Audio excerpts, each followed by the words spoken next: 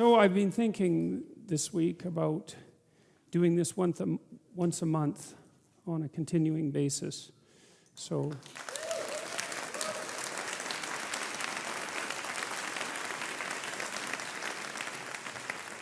I think if I do that, I think it'll be here, although it's harder to rent this theater during the academic year. But if it isn't here, it'll be somewhere else. And because I'd like to continue doing this, I'm learning an awful lot from doing it. And once a month would really be good, because then I could really do the background work. And I could probably do that for a couple of years, because obviously this isn't going very quickly. But that's okay. You know, I mean, it shouldn't go any faster than it can go. And that's how it seems to me anyways. So this has been a very steep learning curve for me with regards to these stories, because I didn't understand them very well. And I've got better at using the resources online to help me do my background investigation. I have a lot of books, and some of you may have noticed that online I posted a conversation I had with Jonathan Pageau and his brother Matthew. I hope it's Matthew.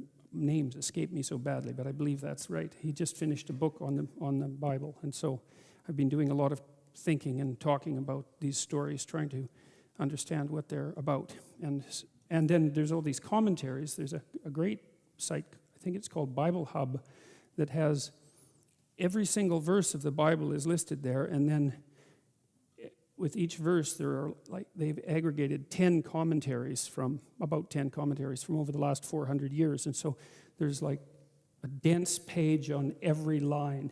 And that's one of the things that's really interesting about this book too, is that it's aggregated so much commentary that it's much bigger than it looks. The book is much bigger than it looks. And so it's been very interesting to become familiar with those too. And the fact that this site is set up with all the commentaries split up by verses means you can rapidly compare the commentaries and get a sense of, you know, how people have interpreted this over, well, at least several hundred years, but of course much longer than that, because the people who wrote the commentaries were, of course, reading things that were older than that.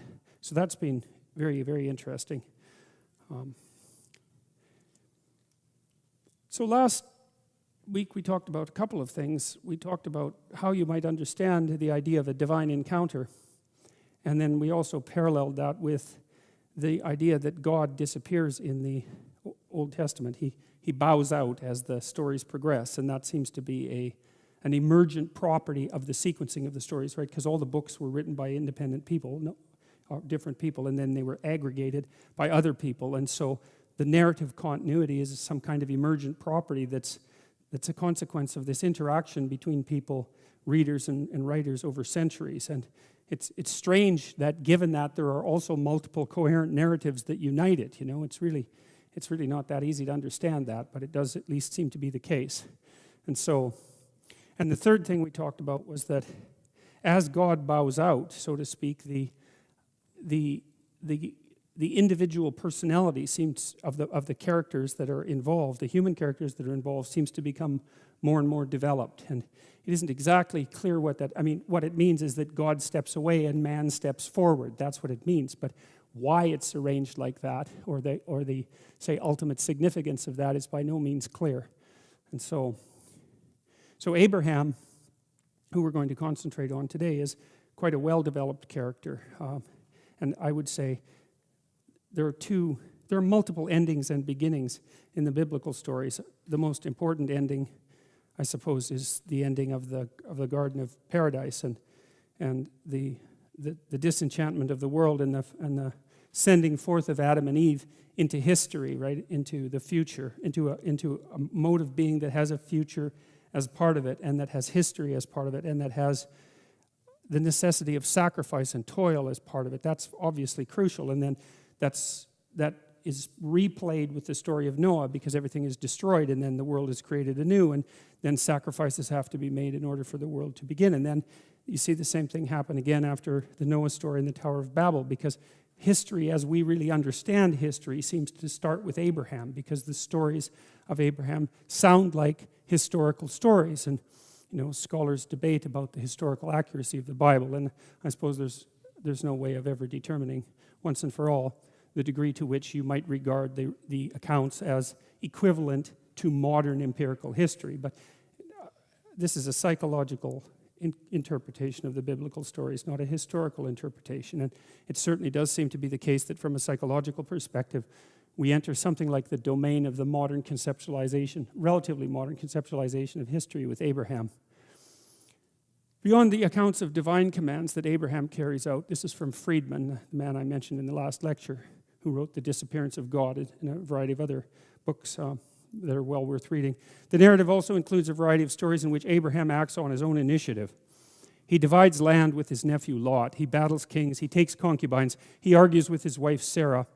On 2 occasions, he tells kings that Sarah is his sister out of fear that they will kill him to get his wife. He arranges his son's marriage. In the place of the single story of Noah's drunkenness, there are, in the case of Abraham, the stories of a man's life. And one of the things I was really struck by reading this in depth and reading the commentary is how much like a story about a person it is. You know, Abraham isn't a divine figure in any archetypal sense precisely. I mean, he has archetypal elements because he's also obviously the founder of a nation. But fundamentally, he's a human being, and he has the adventures and he makes the mistakes of a human being. And it's the mistake part that really struck me, you know, because I was talking with a friend of mine this week, Norman Deutsch, who's a very remarkable person in many ways, and he was taking me to task. He was reading my book, which I'm going to publish, or which will be out in January.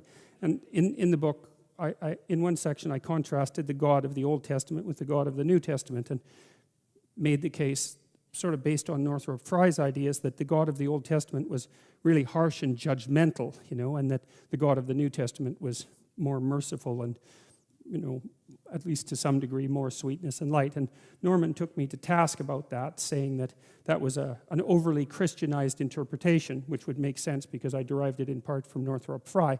And I really have come to understand that more, that he's right, that he's right about that, because the God in the Old Testament is actually far more merciful than he's generally made out to be. And you really see this with it. It's good news, fundamentally, if you regard the representation of God as somehow key to the description of being itself. I mean, Abraham makes a lot of mistakes, you know, serious mistakes, and yet he has a life, and he's blessed by God despite the fact that he's pretty deeply flawed and engages in deceptive practice. I mean, he's a good man, but he's not a perfect man by any stretch of the imagination, and things work out really well for him, and he's the founder of a nation and all of that. And that's good news for everyone, because perfect people are very, very hard to find, and if the only pathway to having a rich and meaningful life was through perfection, then we would all be in deep trouble.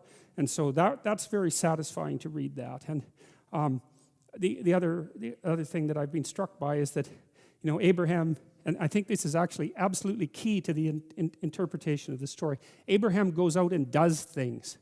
That's the thing. And so one of the things that I've noticed in my life is that nothing I've ever done was wasted. And by done, I mean put my heart and soul into, you know, like attempted with all of my effort. That always worked. Now, it didn't always work the way I expected it to work. That's a whole different issue.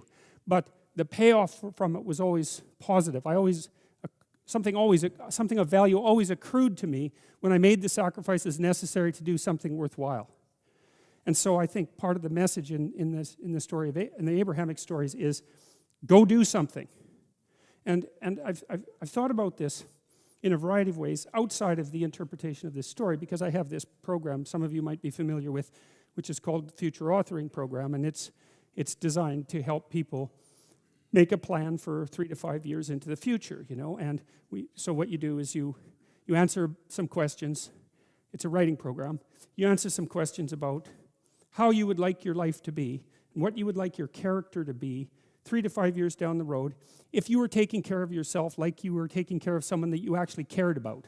So you kind of have to split yourself into two people and treat yourself like someone you have respect for and that you want the best for. And that's not easy, because people don't necessarily have respect for themselves, and they don't necessarily want what's the best for themselves, because they have a lot of self-contempt and a lot of self-hatred, and a lot of guilt and a lot of existential angst and a lot of self-consciousness and all of that. And so people don't necessarily take care of themselves very well. And I think you have an obligation.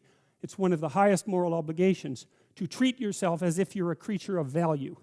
And that is, in some sense, that's independent of your actions. And you might think about that metaphorically as a recognition of your divine worth in the biblical sense, regardless of your sins, so to speak. And I think that's powerful language as far as I'm concerned once you understand it. Anyways, with the self-authoring program, the future authoring program, you answer questions about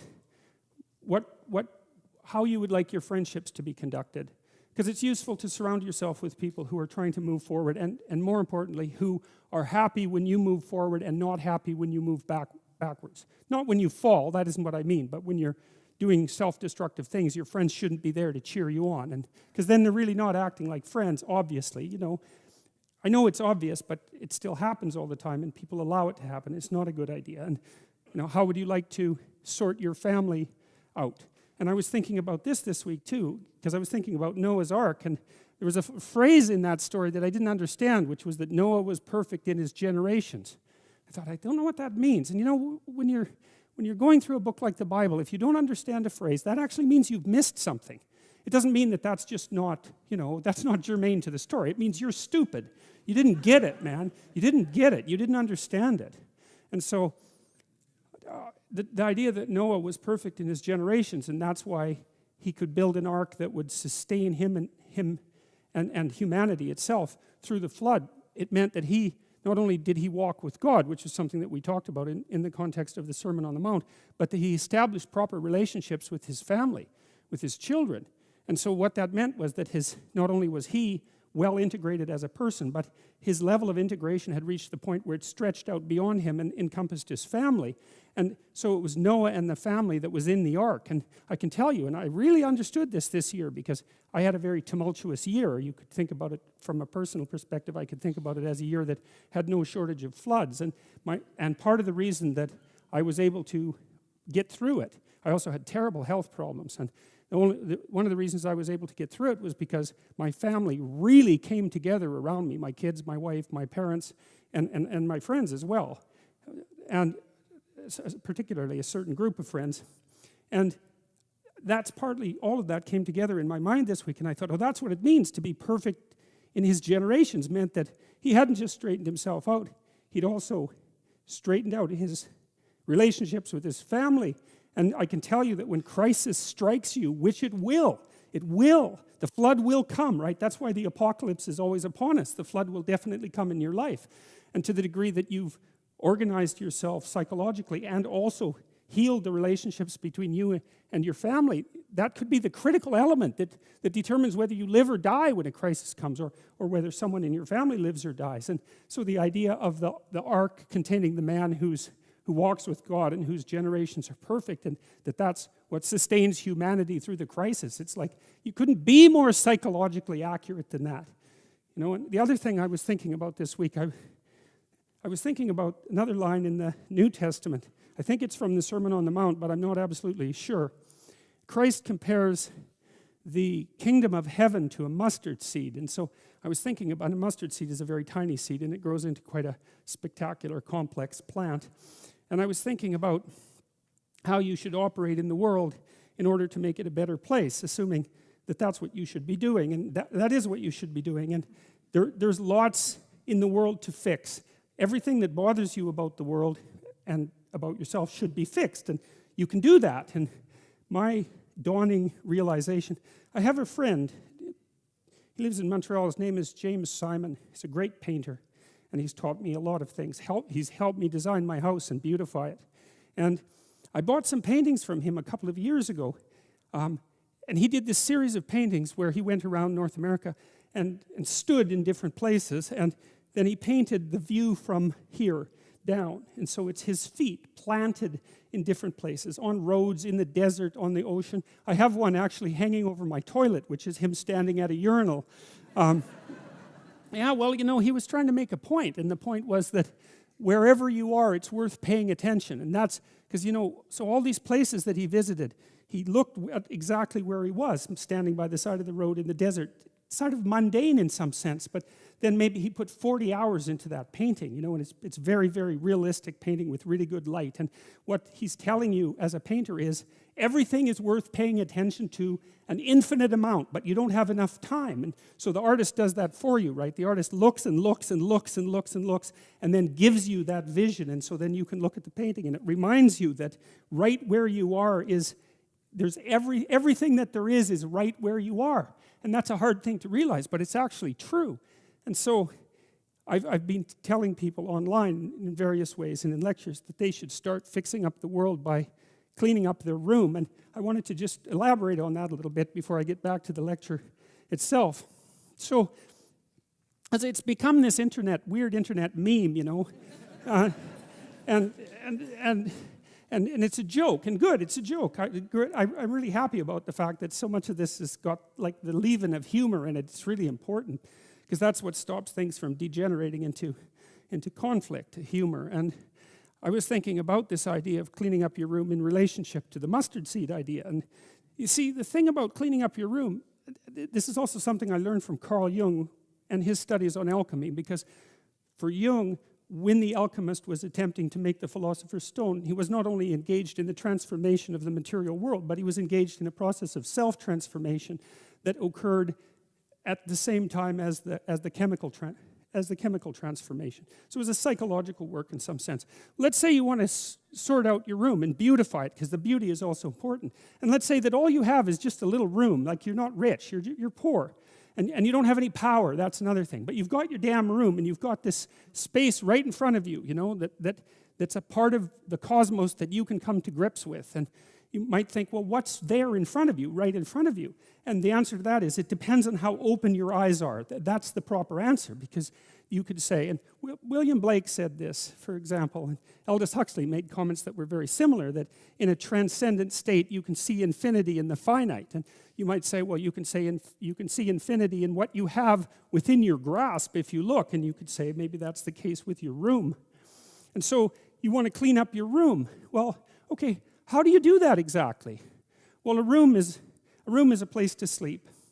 And so if you set your room up properly, then you figure out how to sleep and when you should sleep and how you should sleep. And then you figure out when you should wake up. And then you figure out, well, what clothes you should wear, because they have to be arranged properly in your dresser. And then you have to have some place to put your clothes. And if you're going to have some clothes, you have to figure out what you're going to wear those clothes to do, right? And then that means you have to figure out what you're going to do. And then your room has to serve that purpose, because otherwise it isn't set up properly. And if it doesn't serve your purposes, you will be unhappy and not happy in the room, because the way that we perceive the world is as a place to move from point A to point B in. And then if the place that we're in facilitates that movement, then we're happy to be there. And if the place that we're in serves as an obstacle to that movement, then we're unhappy to be there. And so what it means to set up your room is that you have to have somewhere to go that's worthwhile, or you can't set up your room, and then your room has to be set up to facilitate that. And then the next thing is, well, maybe you have to make it beautiful. But that's not easy, right? That means you have to have some taste. And that doesn't mean you have to have money. It doesn't, because you can be garish with money, and you can be tasteful with nothing. All you need is taste, and taste beats money when it comes to beautifying things, you know. I mean, not that money is trivial, because it's not, but taste is crucial, and people who are very artistically oriented can make beautiful things out of virtually nothing. And not only that, the literature suggests that if you're going to make beautiful things, putting real constraints on what you allow yourself to do facilitates creativity instead of interfering with it. Because let's say you have to make something out of nothing, right? Which I suppose would be a godly act, right? You have to make something out of nothing. You have to be creative in order to do that. And so then to beautify your room means that you also have to develop your capacity to be creative. And so then you can make your room shine. But then what will happen is that if your family isn't together, they will interfere with that. You'll interfere with that, because you won't have the discipline to do it properly. But then when you start building this little microcosm of perfection with what you have at hand, then it'll evoke all the pathologies of everyone in your household. They'll wonder what the hell you're up to in there. And they won't necessarily be happy, because if they're in a lowly place, let's say, and so are you, and you're trying to move out of that, then the higher you move out of that, the more the place they're in looks bad. And you might say, well, what they should do is celebrate your victory over chaos and evil, but that isn't what will happen. What will happen instead is that they will attempt to pull you back down. They'll attempt to, and I mean, obviously all families don't do that, but all families do that to some degree, and some families do almost nothing but that. And so what that means is that if you're going to organize your room, then you're going to have to confront the devils in your house, and that's often a terrifying thing, because some of those devils have lineages that go back many, many, many generations, and God only knows what you have to struggle with in order to overcome that. And so to sort yourself out and to fix up your room is a non-trivial matter, you know, and you can do that. You'll learn by doing that, and then maybe you'll learn enough by doing that so that you can fix up your family a little bit, and then having done that, you'll have enough character so that when you try to operate in the world at your job or maybe in the broader social spheres, that you'll be a force for good instead of harm, because you'll have learned some humility by noting just how difficult it was to put your damn room together, well, and yourself for that matter. And so you'll proceed cautiously with your eyes open towards the good. And so, well, those are some of the things I've been thinking about this week, and they're germane. They're germane to what we're going to discuss tonight, because what happens at the beginning of the Abrahamic stories is basically God comes to Abraham and just says, go. Get going, man. Do something. Get going. And you might think, well, where should I go? And God is somewhat vague about that, and where he sends Abraham, it's a real fixer-upper, man. It's like there's starvation there, and there's tyranny, and there's marital dissolution, and there's deceit. Like it's just like where you live, you know. It's exactly the same thing. It's tyranny and catastrophe. So that's, you know, the tyrannical great father, because Abraham ends up having to sojourn in Egypt, and there's a famine, and so Mother Nature is on the rampage, and Abraham lies about his wife, as we'll see. And so it's the world. It's tyranny and vulnerability and deceit. And yet God says, go, because if you do go, then you'll become a father of nations. And you think, well, again, that's pretty good news, although it's strange, because you'd expect that if God chose Abraham, then he'd send him immediately to the land of honey, land of milk and honey, and that isn't what happens at all. It doesn't happen at all, and Abraham never gets there. But his mission is still regarded as divine, and thank God for that, because that's what your mission will be, because that's what you will encounter in your life. Those are the archetypal things everyone encounters: the tyranny of the social structure, and the rapaciousness of nature, and the deceitful quality of the human psyche. It's like, that's the world. Now, that's a negative view in some sense, but it's positive in the story, because what it basically says is something that's akin to the Sermon on the Mount, which is that if you're aligned with God and you pay attention to the divine injunction, then you can operate in the midst of chaos and tyranny and deception and flourish. And you could hardly hope to have a better piece of news than that, given that that's exactly where you are. So, and I didn't see any of that in the Abrahamic stories to begin with, so it's been very interesting to have that sort of reveal itself. The Abraham section thus develops the personality and character of a man to a new degree in biblical narrative, while picturing him in a new degree of responsibility.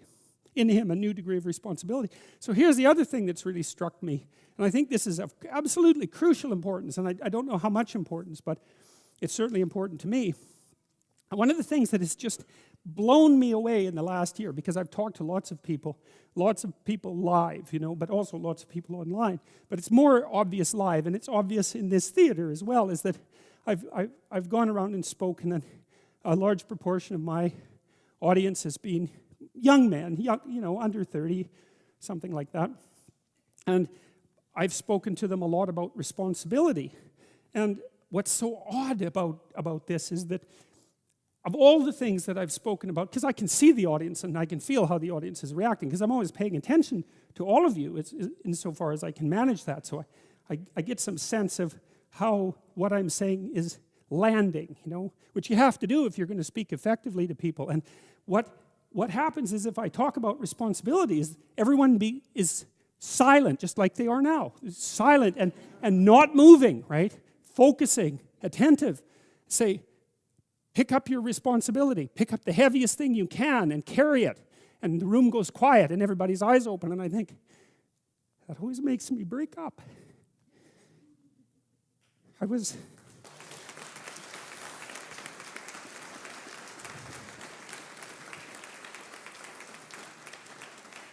don't know why. I was speaking to an English journalist today who was going to write an article in Spectator magazine, and I was talking about this, and at the same point in the discussion, I had the same emotional reaction. I don't really understand it. I think there's something about it that's so crucial, because we've been fed this unending diet of rights and freedoms, and there's something about that, there's something about that that's so pathologically wrong, and people are starving for the antidote, and the antidote is truth and responsibility, right? And it isn't because that's what you should do in some I know better or someone knows better for you what you should do sense. That's the secret to a meaningful life, and without a meaningful life, then all you have is suffering and nihilism and despair and all of that, and self-contempt, and that's not good. And so it's necessary for men to stand up and take responsibility, and they all know that and are starving for that message, and the message is more that that's also a good thing to stand up and take responsibility, because you're cursed so much now from when you're young with this notion that your active engagement with the world is part of what is destroying and undermining the planet and adding to the tyranny of the social systems. It's like, how about not so much of that, hey? Because it's too soul deadening. It's anti-human right to the core. And my sense instead is that, if you were able to reveal the best of yourself to you in the world, that you would be an overwhelming force for good, and that whatever errors might be made along the way would wash out in the works. And that's the other thing that you see in the Abrahamic stories, because Abraham is not a perfect person by any stretch of the imagination. He's a real person, and he makes mistakes, but it doesn't matter. The overarching narrative is, maintain your covenant with God, and despite your inadequacies, then not only will you prevail, but your descendants will prevail. It's like, great, that's really good news, So it's been really something to see that in the stories. It's not that, so that's responsibility. It's not just that Abraham is kinder, gentler, more intrepid, ethical, or a better debater than his ancestor Noah. Rather, both the Noah and Abraham stories are pieces of a development of an increasingly stronger stance of humans relative to the deity. Before the story is over, humans will become a good deal stronger and bolder than Abraham.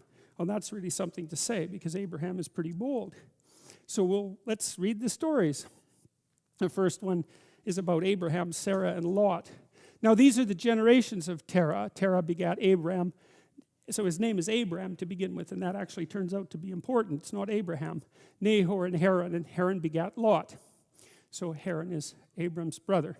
And Haran died before his father Terah in the land of his nativity, in Ur of the Chaldees.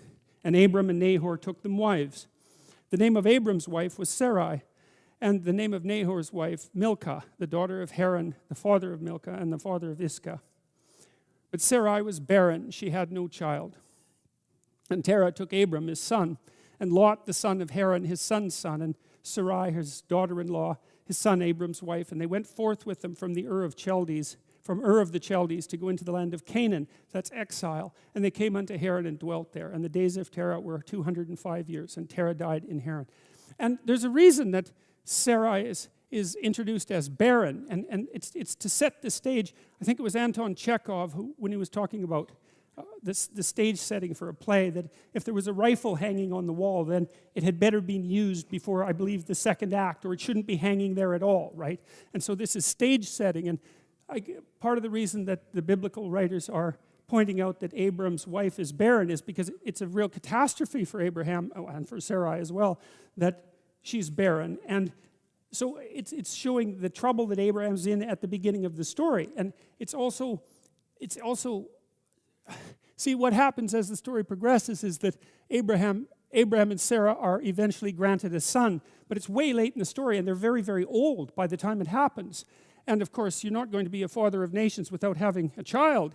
And so the writers are attempting to make the case that if you forthrightly pursue that which God directs you to pursue, let's say, that all things are possible. That's the idea in the narrative. And you might say that's naive, and it's not.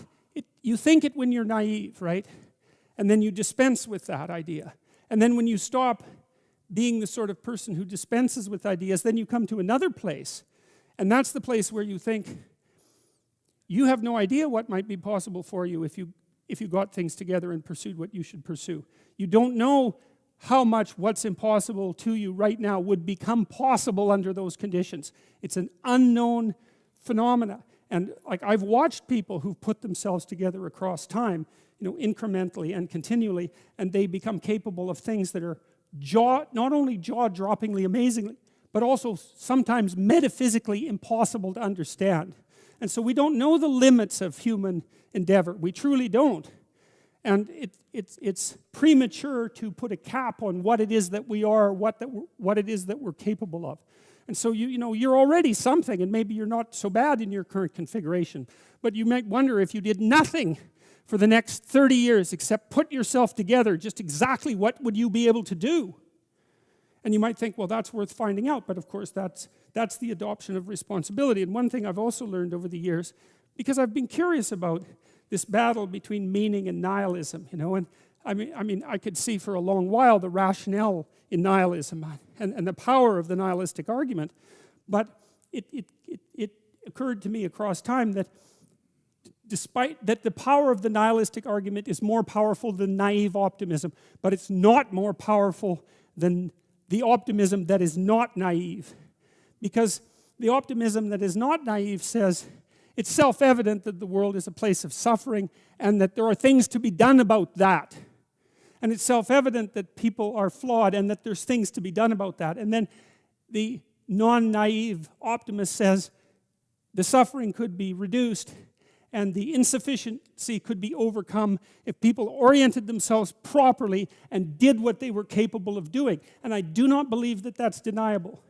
I think that human potential is virtually limitless, and that there's nothing, perhaps, that's beyond our grasp if we're careful as individuals and as a society.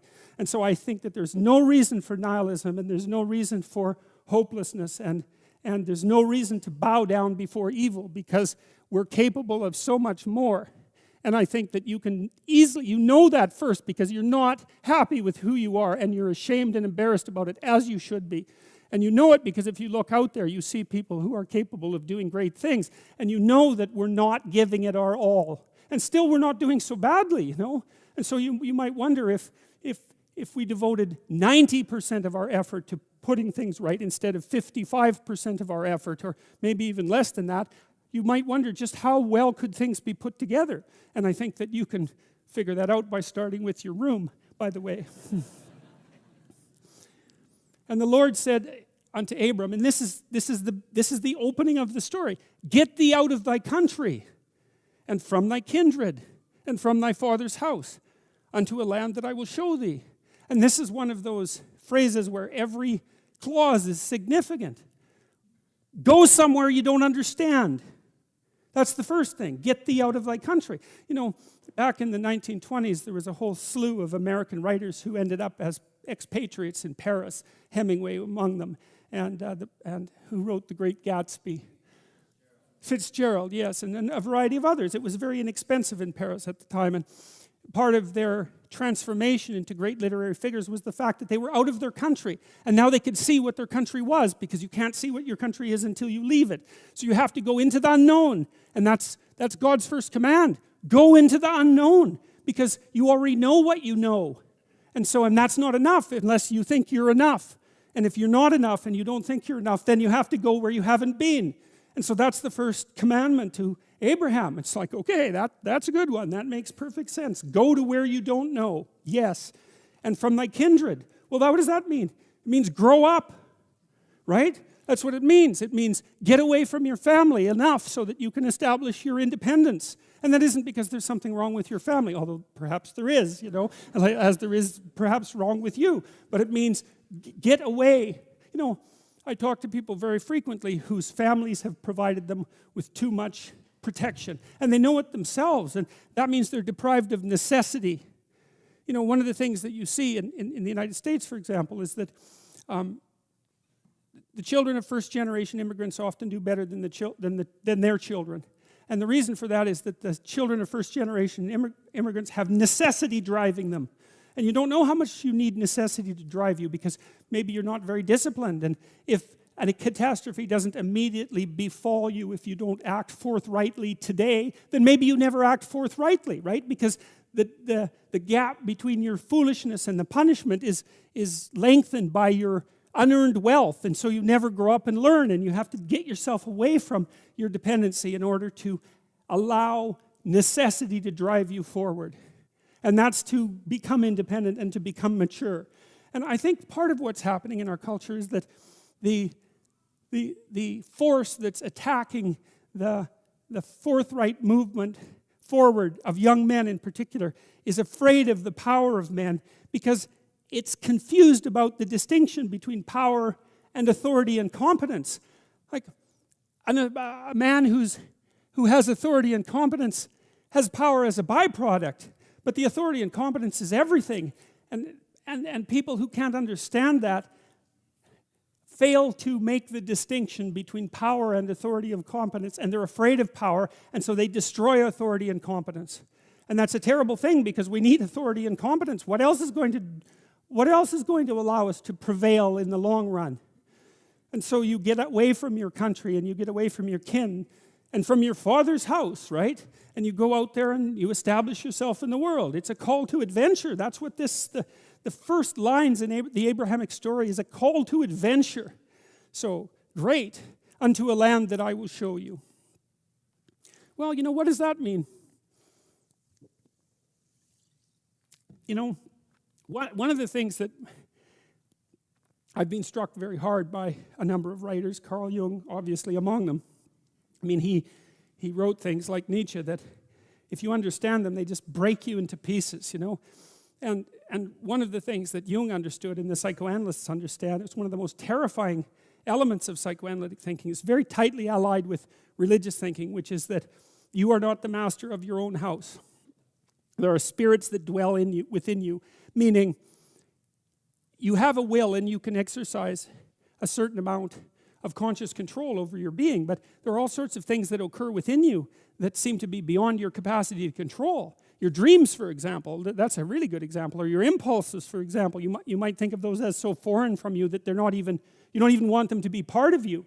But more subtly even, how about what you're interested in, what compels you? Like, where does that come from? Exactly.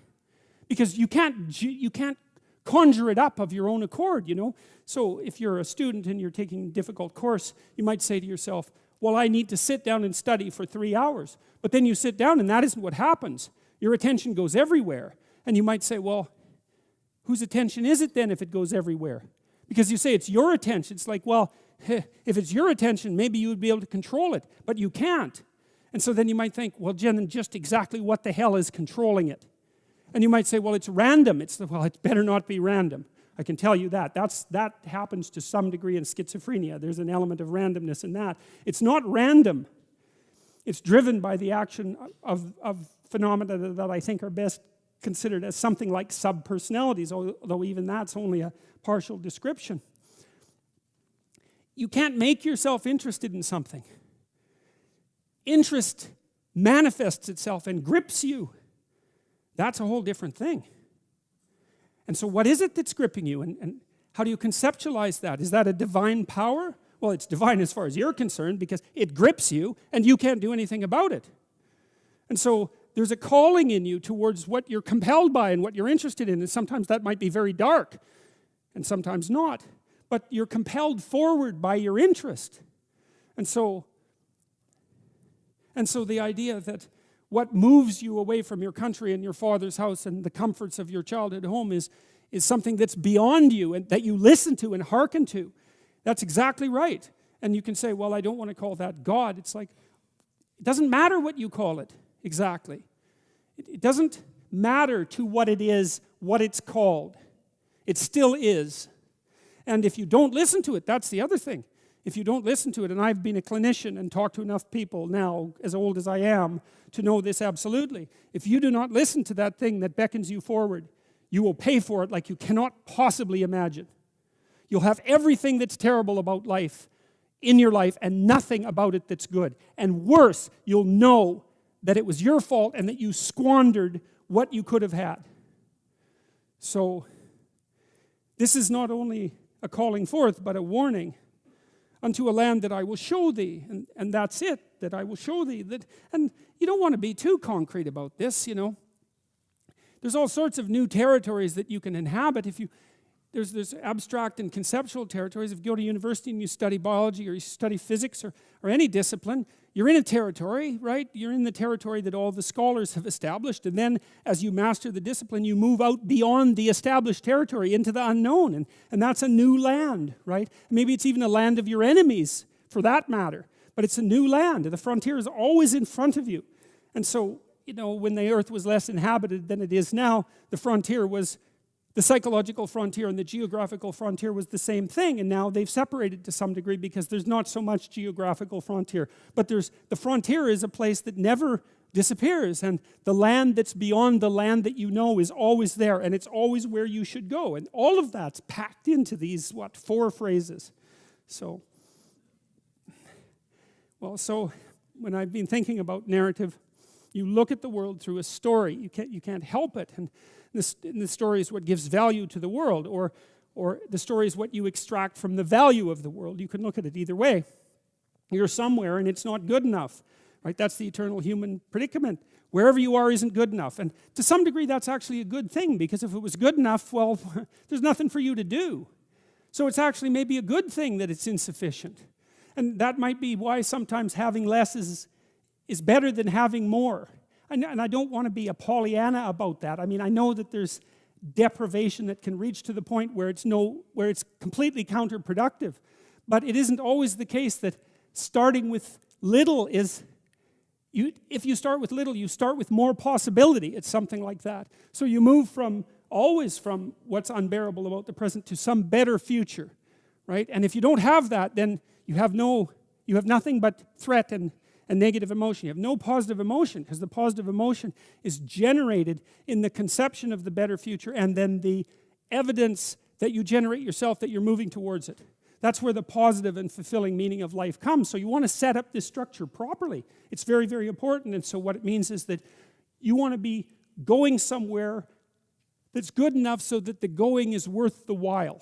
And you can ask yourself that, and that's partly what we tried to build into the future authoring program, which is, well, we know what's wrong with life. It's rife with suffering and insufficiency and deception and evil. It's all of that, obviously. Okay, what would make the journey worthwhile? Well, you can ask yourself that. It's like, all right, in order to bear up under this load, what is it that I would need to be striving to attain? And if you ask yourself that, that's to knock and the door will open. That's what that means. If you ask yourself that, then you will find an answer, and you'll shrink away from it. You'll think, well, there's no way I could do that. It's like, well, you don't know what you could do. You don't know what's possible. And you're not as much as you could be. And so God only knows what you could do and have and give if you sacrificed everything to it. And that's the reason Abraham is constantly making sacrifices. And it's archaic, right? He's burning up like baby lambs. But well, they're alive. You know, that's something. And they're valuable, and that's something. You have to admit, even if you think about it as a modern person, that the act of sacrificing something might have some dramatic compulsion to it. You know, to go out into a flock and to take something that's newborn and to cut its throat and to bleed it and to burn it. Might be a way of indicating to yourself that you're actually serious about something. And it isn't so obvious that we have rituals of seriousness like that now. And so it's not so obvious that we're actually serious about anything. And so maybe that's not such a good thing. And so maybe we shouldn't be thinking that these people were so archaic and primitive and superstitious. It's possible that they knew something that we don't. And certainly in the Abrahamic stories, one of the things that maintains Abraham's covenant with God is his continual willingness to sacrifice. And that sacrificial issue is so important, because you are not committed to something unless you're willing to sacrifice for it. Commitment and sacrifice are the same thing. And I think it's It borders on miraculous that those concepts are embedded into this narrative at the level of dramatic action, instead of abstract explanation. People are acting this out. And the fundamental conception is so profound that it's really quite awe-inspiring. It's breathtaking, really, when you understand what message is trying to be conveyed. You have to make sacrifices. And what do you have to sacrifice? You have to sacrifice that which is most valuable to you currently that's stopping you. And God only knows what that is. It's certainly the worst of you. It's certainly that. And God only knows to what degree you're in love with the worst of you. So you move from the unbearable present to the ideal future. And you can't help that. You have to live in a structure like that. That's your house. That's another way of thinking about it. And if you want to get your house in order, and if you want it to be a place that you can live properly, then you have to plan the future that is perfect. And then I think, well, what does that mean? And it means it's good for you, right? And one of the things that I do all the time with my clinical and consulting clients is try to figure out what would be good for them.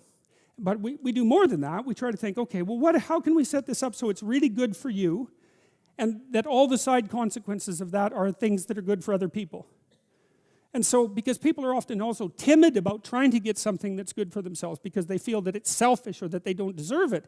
So we set it up so that, well, look, we're going to set it up so that it's plainly obvious that this will not harm the structure of the universe. For you to have what you need and to do it in a way that's of benefit to other people. There's no downside to that. And so it's okay. It's okay if you reach out and take that. And one of the things that's interesting about the biblical stories, the Abrahamic stories as well, is that God doesn't really seem to be opposed to the success of the people that he's chosen. What happens to them is, as they progress through their journey, is they get larger flocks, and they get more authority, and they get life more abundant. That's what happens. God doesn't seem to be a miser in the Old Testament. It's like if you put in the effort and you accept the covenant and you make the sacrifices, then you get to be successful, and maybe successful beyond your wildest dreams. And that's actually seems to be okay with God. And that's pretty cool, given that, that general notion of Old Testament God is that all he's doing is casting out curses and death, wherever he happens to wander. And I mean, there's certainly no shortage of that. But again, it seems to me that that's very good news, and that you also don't have to be perfect in order to have that happen. And then the other thing, this is the issue about going into the unknown. It's like, well, if you leave your country and your kin and your father's house, and you go out into a land that your intuition guides you to, you're going to undergo these radical transformations. This is a sacrificial transformation too, because you're moving forthrightly and voluntarily into chaos, right? And that's the same as the dragon fight. That's the hero's story. And what will happen there is that you will transform yourself. And so the call to an ideal is also the call to a sequence of deaths and rebirths that move you closer and closer to the ideal. And that's what God is calling Abraham to do in the first sentence of this story.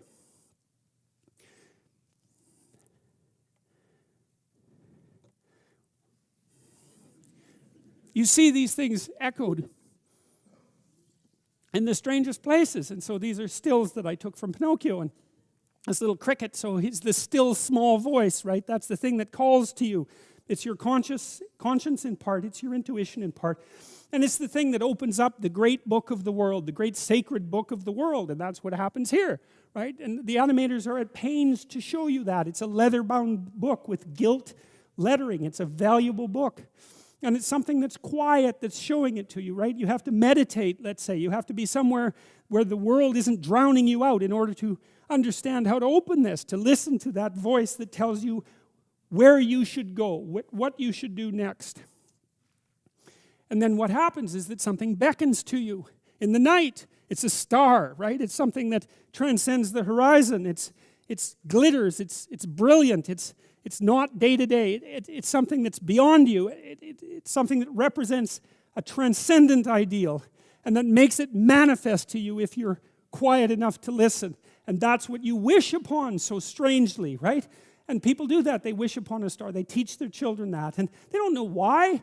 what do you mean you wish upon a star? What in the world does that mean? It means you lift your eyes to the heavens and make a pact with the transcendent, and then what your heart's desire will come to you. That's what it means. And you think, well, that's not naive.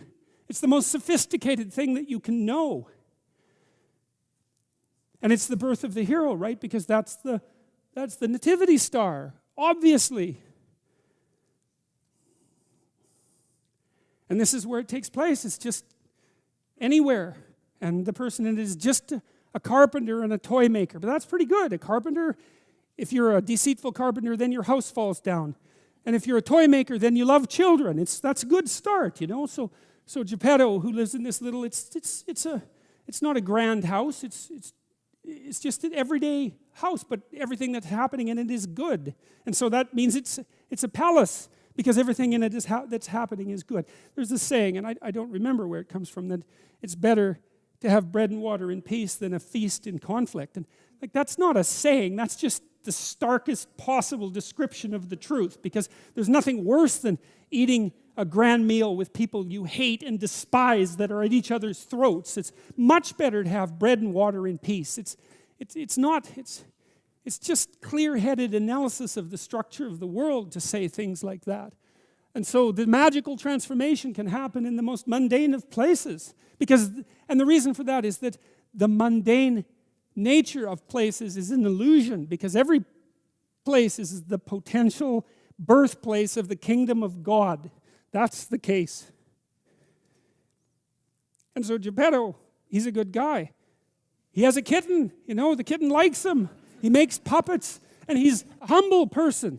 And he knows that compared to the ideal that he's attempting to subscribe to, that he's not abased before it or anything like that. He's not despicable in relationship to it. But the reason he's on his knees is because the thing he's pointing at is above him. You know, it wouldn't be the right aim if it wasn't above him. And so the fact that he's on his knees, so to speak, is only an indication that his aim is proper, because you should be on your knees to something that you actually admire. And if you don't feel like being on your knees in front of it, then perhaps you don't actually admire it. And then that means you haven't got the stage set properly. It should be something that fills you with awe. Your aim should be at something that fills you with awe. Because why do something else? Well, perhaps because it's easy, and perhaps because it's malevolent, and all of those things. But those are no answer to the problems that beset you. They just make things worse, and that's clear. And so then Geppetto, having made his pact, his covenant, just like Abraham, he falls into a dream, right? He falls into a dream, and the rest of the movie actually takes place in a dream. And it's a dream, it's the dream within which transformation takes place. And that's laid out, at least in part. Time stops in the Pinocchio story, and everything happens to Pinocchio in some sense in a land that's outside of normal time, and that's the infinite archetypal space, and that's a real place. That's a real place. The infinite and the finite coexist, and most of the time we're in the place of the finite, but that doesn't mean that the place of the infinite doesn't exist. It just means that we can't get access to it. We just get intimations of it from time to time. You know, when things are going perfectly well for you, on those rare occasions where everything comes together, for the brief moment you inhabit that divine place, and you have some sense of what your life could be like if you organized it from the smallest element to the largest element. And that's a place that you can inhabit, if not forever, in a manner that at least felt like forever.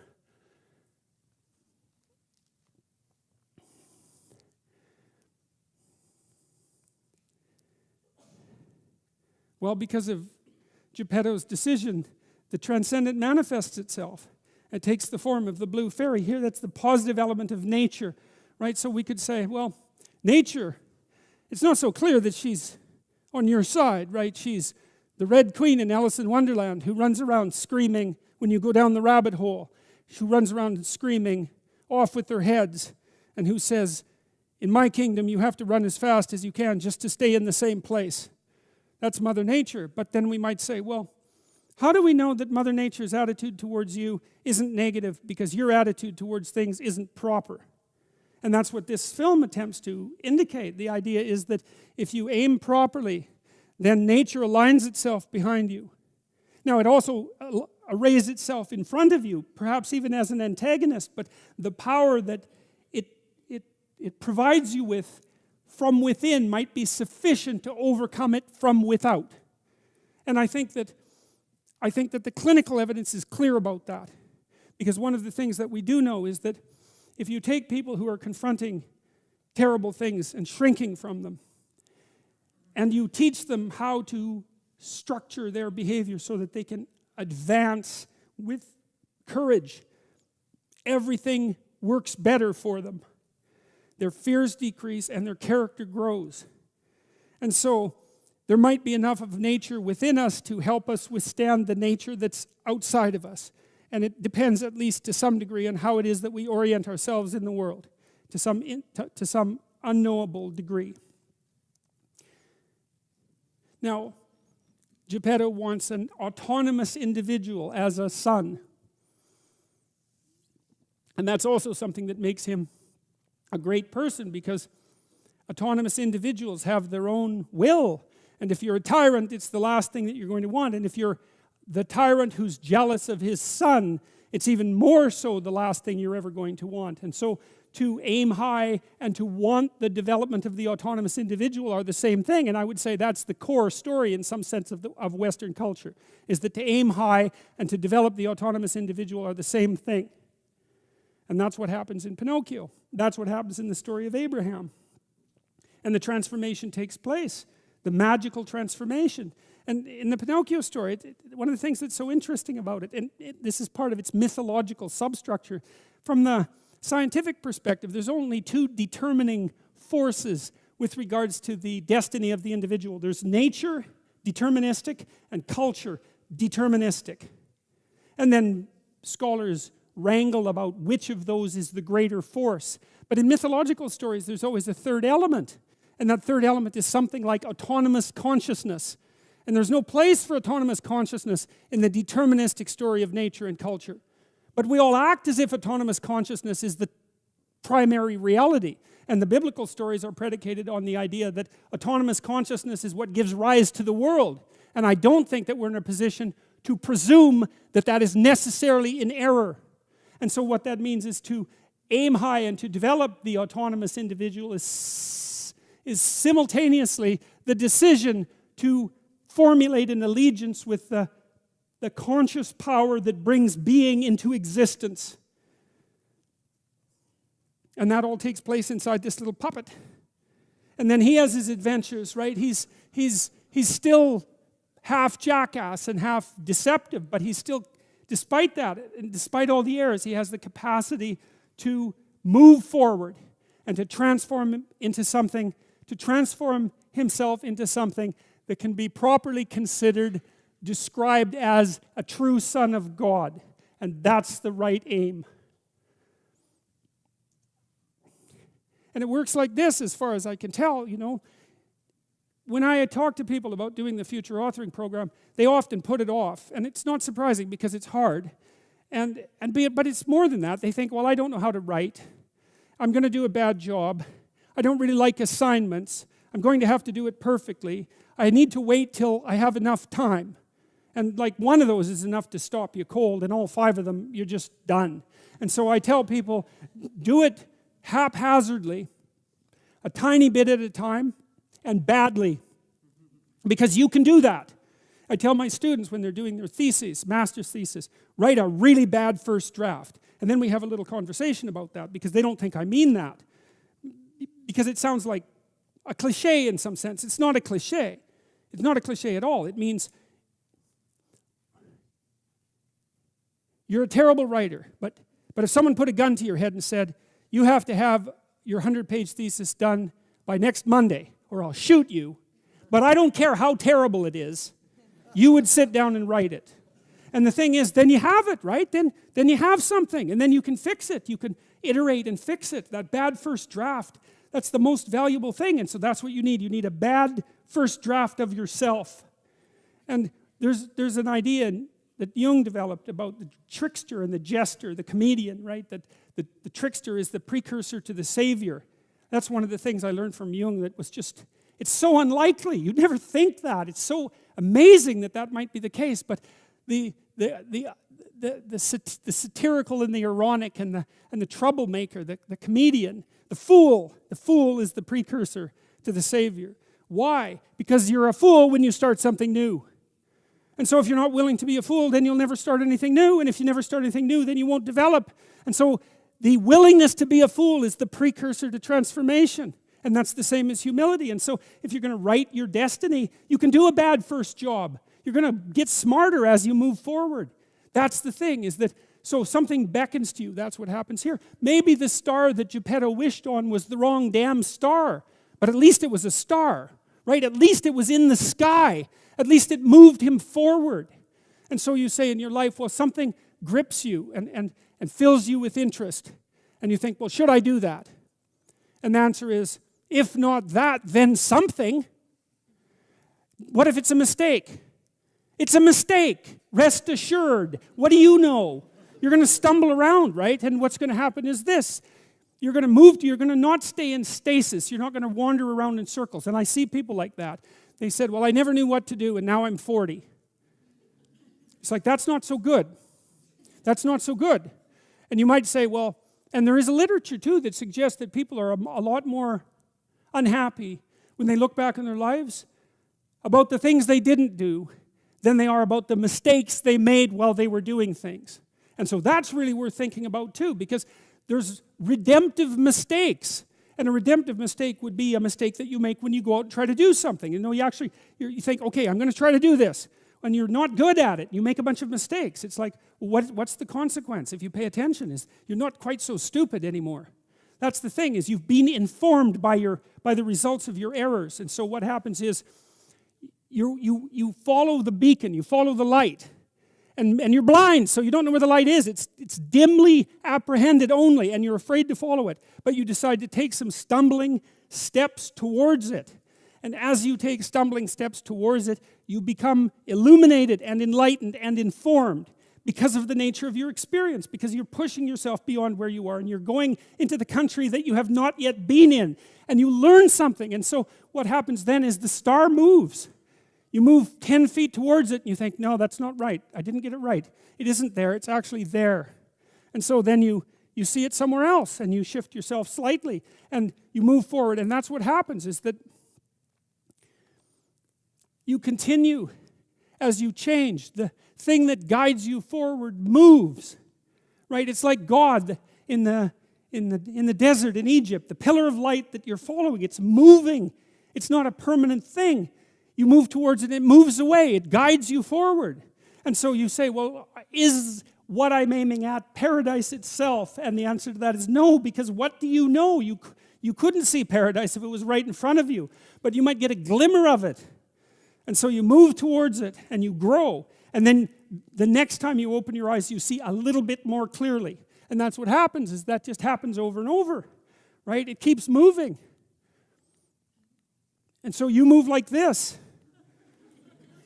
But the thing that's so cool is that all those zigs and zags, you say, and each of those zags and zigs is a catastrophe. I hit a wall, my God, and then I had to die a little bit, and I barely got back up. It's a phoenix transformation at each turn, and it's painful. But the thing is that even though you've traveled 20 miles, let's say, on that road, and you've only moved 3 miles forward, you've moved 3 miles forward. Instead of falling backwards, because that's the thing too, is that if you stand still, you fall backwards. You cannot stand still, because the world moves away from you if you stand still. And there's no stasis, there's only backwards. And so if you're not moving forwards, then you're moving backwards. And that's more of the underlying truth of the Matthew principle. To those who have everything, more will be given. From those who have nothing, everything will be taken. It's a warning. Do not stay in one place. Well, as you zig and zag, maybe the cataclysm of each transformation starts to lessen. There's not so much of you that has to die with every mistake. And maybe you end up oriented at least reasonably properly. And if you were sensible, that would have been your trip, but it wasn't, right? It's that, and perhaps it's a lot worse than that. Perhaps there's no shortage of backtracking, but it doesn't matter, because as you stumble forward, you illuminate and inform yourself. And perhaps that's partly because the world is made of information. And if you encounter it and tangle with it, then it informs you. And then you become informed. And then you're in formation. And then you're ready. And so God says to Abraham, I will make of thee a great nation. And I will bless thee and make thy name great. And thou shalt be a blessing. That's a good offer, fundamentally. I mean, it means, what does it mean to be made a great nation of? Well, perhaps it has something to do directly with your descendants, but I don't think it's just that, is if you're a force for good in the world, then that radiates out from you. And if you're good enough, it's difficult to say how much of an impact on things you could have. Dostoevsky, who is a very crazy person, partly because of his epilepsy, he said, a man is not only responsible for everything he does, but for everything that everyone else does. And you think, well, no. No. And yes, sometimes no. Sometimes that's what you think if you're cataclysmically depressed, right? Is that your sins are so egregious that they're unforgivable, and that in some manner you're at fault for everything that's terrible with the world. But there's actually truth in that, and there's actually redemptive truth in that, is that things wouldn't be so bad if you weren't so far from what you could be. And that's terribly pessimistic because it's all on you, man. But it's terribly optimistic because, God, there's a lot of things that you could do. And if you're crying out for something to do, then that's the best news you could possibly have. It's like, things aren't so good, but neither are you. So if you stop doing the things that you knew to be destructive, which is the right place to start, if you're going to clean up your room, what do you do first? Well, you just get rid of the mess. And what? No one has to come in and tell you, hopefully, what's the worst mess. It's just, it announces itself to you. And you can certainly know yourself, and this is a very easy meditative exercise, to sit down and think, okay, I'm doing one thing really stupidly that I should stop doing. It's like, how long is it going to take you to figure out what that is? It's about 2 seconds, right? You've known it forever. And you could even make it less demanding. You could say, there are some stupid things that I'm doing that I know are stupid and wrong, that I could stop doing, that I would stop doing. And then you can just start with that. And you can just do that. And maybe it's just a little thing, although it's not, because it's a step forward on the proper voyage. It's not a small thing. And you think, well, what would happen? You could say, let's do this for a year or even a month.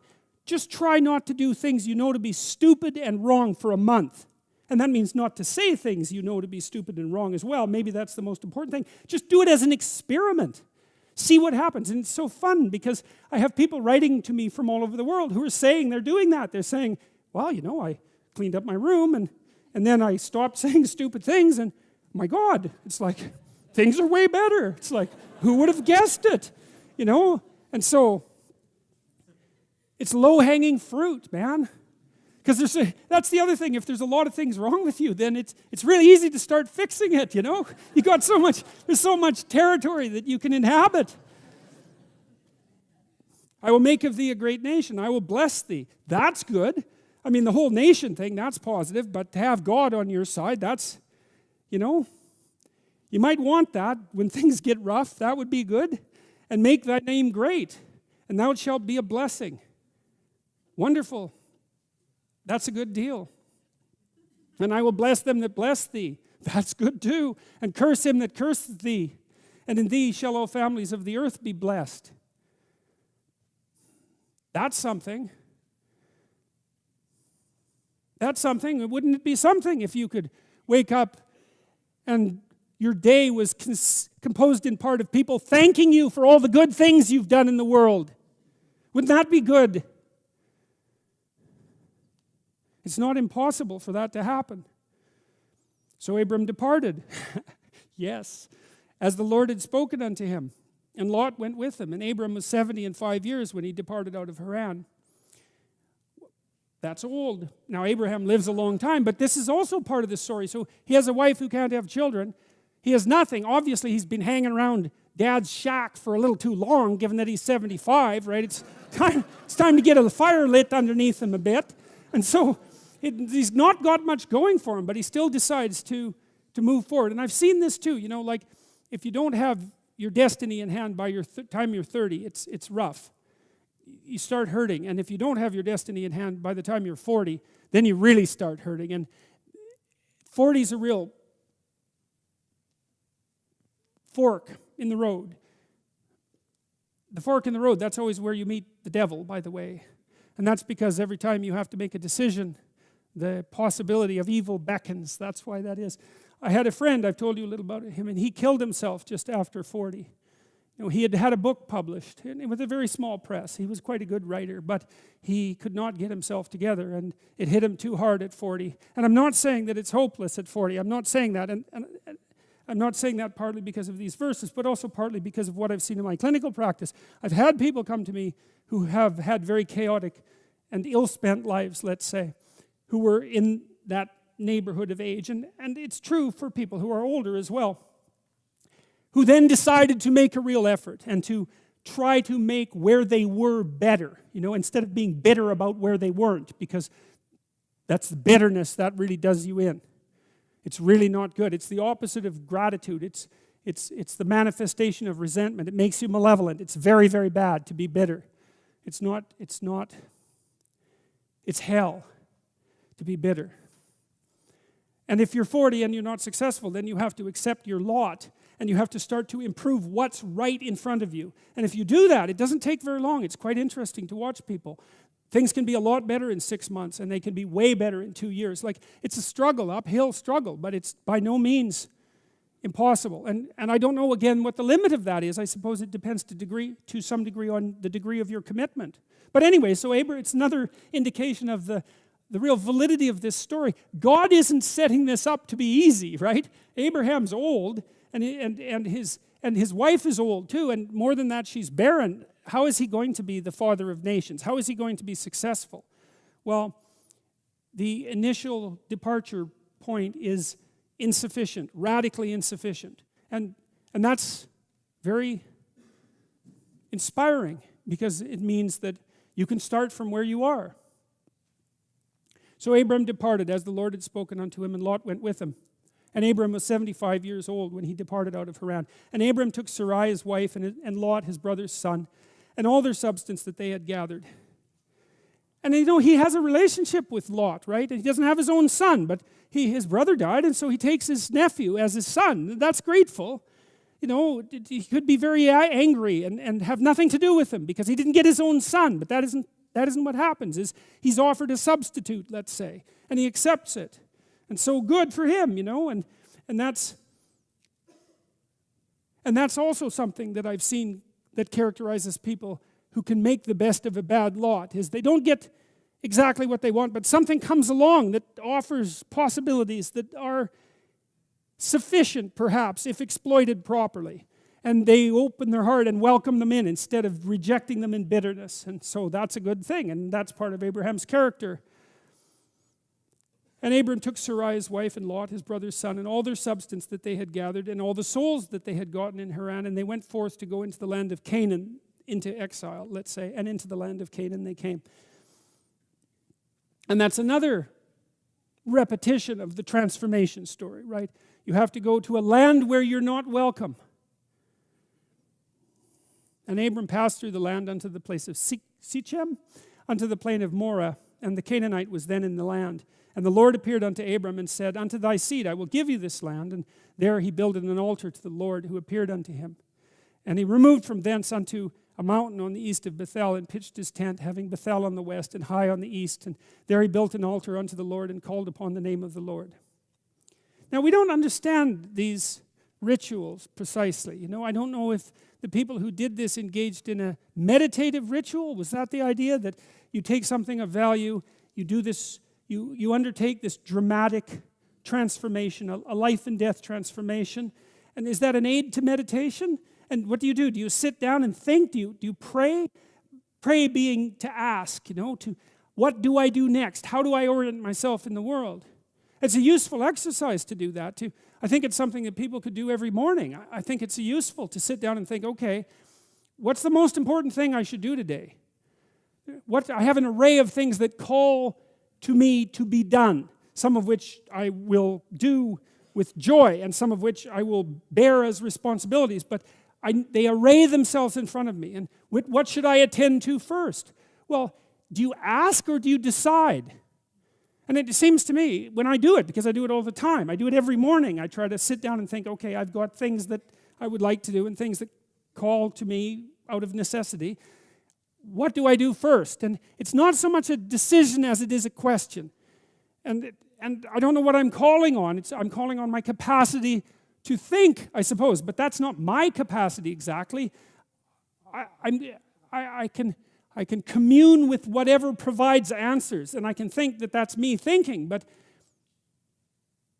and it isn't that I believe that I can't think. I do believe that I can consciously think, but that's not the same as calling for inspiration. It's not the same process. Just like a dream is not conscious thinking, it's something that happens to you, and that kind of inspiration is also something that happens to you, because I ask myself, well, what's the most important thing I could do next?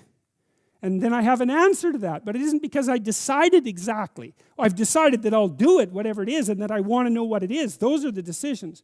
But there's an involuntary aspect to the sorting that occurs. And that's the psychological equivalent, I suppose, to this. And I guess the sacrifice is when I feel that I will do whatever it is that calls to be done, then I don't do the other things that I might want to do. And that's a sacrifice. To me, it's the proper sacrifice, because my sense is that things don't go properly unless you do what's most important. And if I want things to go properly, and I do, because I've had my taste of things not going properly, I want things to go properly. And so then, it's not so difficult to do what's necessary to do what makes things go properly under those circumstances. And it's partly, this is partly why the story of Sodom and Gomorrah is embedded in the Abrahamic stories, I think, because that's an apocalyptic story, right? If things go badly enough, the whole city is destroyed. And the reason it goes badly is because the people in the city do not behave properly. And the people in the city might be you. And so if you're not behaving properly, then you go and so does the city. And maybe you do want that. But maybe you don't want that. And if you don't want that, then and you know that if you don't do things properly, then it's you and the city. If you actually know that, then maybe that terrifies you badly enough so that you're willing to make the sacrifice to do the right things instead of the impulsive things that you might otherwise want to do. You know, I learned from Viktor Frankl and from Carl Jung and from Alexander Solzhenitsyn and from many of the people whose works on the Holocaust that I read and on the catastrophes in the Soviet Union. And the people who'd studied it most deeply always came to the same conclusion. The state became corrupted because each individual allowed themselves to be corrupted, or perhaps participated joyfully in the process of being corrupted. And the consequence of that was the end of the world. And so what that means is that if you don't behave properly, then you bring about the end of the world. And maybe you think, well, that's only the end of your world. Fair enough. Or maybe it's only the end of your family's world, which I suppose might give you some pause. But there's more to it than that, because you're connected to everyone else. And what you do that isn't good distributes itself, and all the things you don't do that could be good take away from the whole. And so if you know that, and I do think you know that if you take it seriously, because if you look at the historical events, the cataclysmic events of the 20th century seriously, I do not think that you can fail to come to that conclusion. And Abraham journeyed, going on still towards the south. That's interesting, because to go south means to go downhill. It's not good to go south. It's colloquial for going to where you shouldn't go. And so this is what happens to Abraham. His ascent is preceded by a descent. And that's very common in life, I would say. And so the redemptive element of this narrative is that if the covenant is constructed properly, so it's an arc, which is your decision to align yourself with God for all intents and purposes, then even the journey south can be part of a broader journey upward. And there was a famine in the land. That's Mother Nature failing to cooperate. I mean, that's got to be pretty disheartening for Abraham, don't you think? Because he finally gets it together when he's 75 to leave. And then, because God says, well, get going. And so the first place he goes, everyone's starving to death. It's like, you might think about that as a test of faith, wouldn't you say? But he keeps going. And then what happens? Well, he has to go to Egypt. So great. He goes where he's starving, where everyone's starving. And then to get away from where everyone's starving, he goes to a tyranny. So the whole beginning of the story is not particularly auspicious. And Abram went down into Egypt to sojourn there, for the famine was grievous in the land. It's a repetition of the same idea again. There's downhill voyage out into chaos, right? It's repeated over and over that the beginning of Abraham's journey is basically a sequence of experiences of exile, chaos, tyranny, and catastrophe. Well, you should be able to relate to that. You know how hard it is to get things together. You go out to do what you're supposed to do, say, and you're beset by the intransigence of the world and failure. Well, so what are you supposed to do about that? Well, maintain your faith in the good and continue to move forward. That's the idea. And part of that, even if you don't buy the metaphor, it's like, what are you going to do instead that won't make it worse? So even if it isn't an up that you're pursuing, you're at least forestalling the transformation of the chaos of your life into sheer hell. And that can certainly happen. You see people who are having a terrible time. And then you see people who are having a terrible time who are also in hell. And it's a lot better to just have a terrible time than to have a terrible time and be in hell at the same time. And it came to pass when he was come near to enter into Egypt that he said unto Sarai's wife, Behold now, I know that thou art a fair woman to look upon. Therefore it shall come to pass when the Egyptians shall see thee, that they shall say, This is his wife, and they will kill me, but they will save thee alive. So look, Abraham is really having a rough time. He's a failure, right? He's wandering around through the land of starvation. Now he's going to go be a quasi-slave in Egypt. He has this incredibly attractive wife, and all he can look forward to is the fact that the most successful man in Egypt, the Pharaoh, will take her from him.